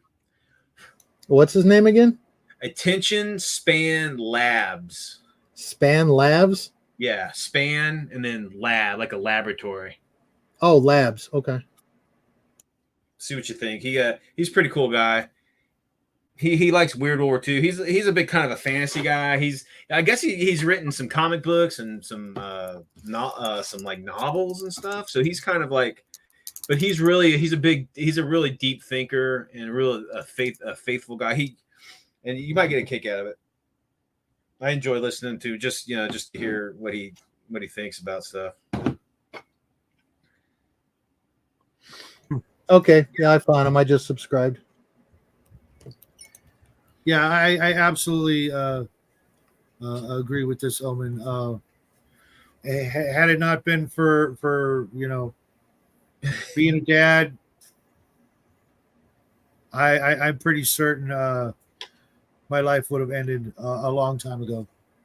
Yeah, fatherhood changes a lot, you know. With I mean, we can all relate, man. I think our backgrounds are very similar when we were teenagers, and we lived a rough, dangerous life. I never thought I'd live to 50. Oh, I never thought I'd make it to 20. 47 was my top out. Yeah, you know, I was like, man, if I celebrate my 25th birthday, I'm going to go to college and get married. It's, you know, I was sure I was going to be dead by 20. But but you have your first child, and it changes everything, because then you realize it ain't about you anymore. You got to protect this little guy or girl. I'd help you. Girls are even harder, in my opinion. Woo, girls are a riot until they become teenagers, and then that's when all your fucking hair turns gray. Yeah, mine's 16 now, dude. And I have a daughter. My other daughter's 23. So. Oh, you've been through it. All right. Holy shit, 23! Wow. Yeah. Yeah, my oldest is 35. Oh man, that's rough. See, she's still, she's still my kid, and it's like she's so far away. Be your little girl. Don't. Yeah. And and for everybody in the chat, don't get me wrong. I'm not disparaging your religious or non-religious preferences. I'm just speaking strictly from mine, and what I believe. So if you're a Buddhist, knock yourself out. If you believe in Tao and Zen and Dambala and all that, I mean that's on you. You got to find your own way. I'm just talking from mine. So peace. That's it. Peace. Mic drop. Hey, I got some shit done tonight. I did ditto. I did a bunch of fencing. I did let's see, I did 1, 2, 3, 4, 5 fences. I don't know if you can see that. I'm working on the eyeballs. Well, I can't. Yeah. I don't know if you guys can see the eyeballs on these guys. Yeah. I got this neon orange that I've been like. They're not cross-eyed, are they? They're straight. Yeah, I don't care. They're skeletons. I've got this craft bottle of Apple Barrel neon paint. It's 20 years old. If not older. At this point, it could easily be 25 years old. I should look. I swear to God, if we go over to Shadow's house, there's just be like there's gonna be like shipping containers in the back, like 5, 6 shipping containers in the back. There's fucking like a warehouse across the street. There's no, it's not that bad yet. But my point with this paint is it's neon orange, okay, but it's separated for whatever from traveling across country, etc. Right? And it's neon orange, but it's now got this weird sort of something magical happened to it, like it fermented or something, and it's now even better. It's like literally like liquid lava. When I paint something, it's not like a uniform color. There's nothing I can do. No amount of shaking will fix it. It's like the very first bottle of contrast paint that was ever created, through some magical process. Isn't lava already liquid though? No, I mean the color, where it's like okay. You know what I mean? It's just freaking amazing, and it's down to about here, and mind you, I've been using it quite a bit over the years, but I it's like, I need that special effect. I go and there it is. I don't even pour it out. I just what's in the cap, okay, and then do the thing and use it. And so if any of you like doing like lava effects, go get yourself a bottle of Apple Barrel neon orange. Wait 20 years. And wait 20 years. Then you have the perfect effect. Yes. 20 years, man.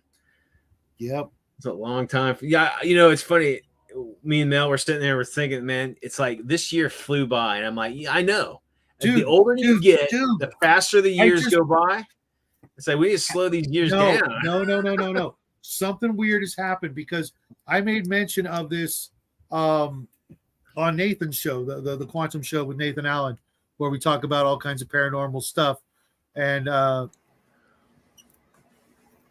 I started taking notice of it. It started in September, where time like accelerated. I don't know. It sounds crazy, but I noticed that, maybe there's a psychological explanation toward the end of the year. It starts getting darker, blah, blah, blah. Something, I don't know. But everybody I knew had said it to me without me saying it to them.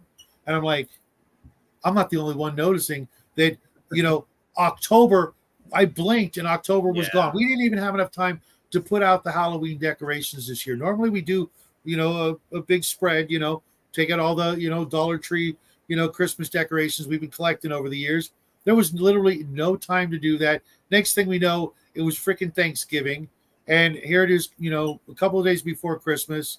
And I've literally had over a dozen people say the exact same words. Man, this year just flew by. I've heard it before, but not in the proliferation, not in the large number of people that I heard it from this year versus like all the other years combined. It was just like, something's going on. I don't know what it is. You know me, I'm the skeptic on the Quantum show. There's a whole lot of crap I don't. You remember when we were kids, everything used to take forever? Mm-hmm. And it's slow as shit. My grandparents, I used to bitch about it all the time. Just, oh my God, this is taking so long, blah, blah. And my grandparents used to always say, when you get to be my age, time flies. You wonder where the days have gone. Well, I'm their age now, and time flies. They were right. I think it's a matter of perspective, to be honest, because I've noticed every year that I get older, it goes a little faster. Because I think if some of it is psychological, because you want it to slow down. Yeah. Because eventually you're going to find the end of the road, and the closer you get to the end of the road, the scarier it gets. It does. That's the other magical thing. It is a neon black light paint. Yeah, and your paint is a metaphor. Soon it's going to run out. Shadows still clinging on to the lava paint. I'm telling you, man, I've painted so many things with it over the years, and I do have other bottles of the neon, and I can literally, make a splotch test of them both, and you can go, oh, I see what you mean. That's the weird one. Yeah. Well, guys, it's 10 o'clock. That's my bedtime. Yep. We've done this for 3 hours. This is really fun.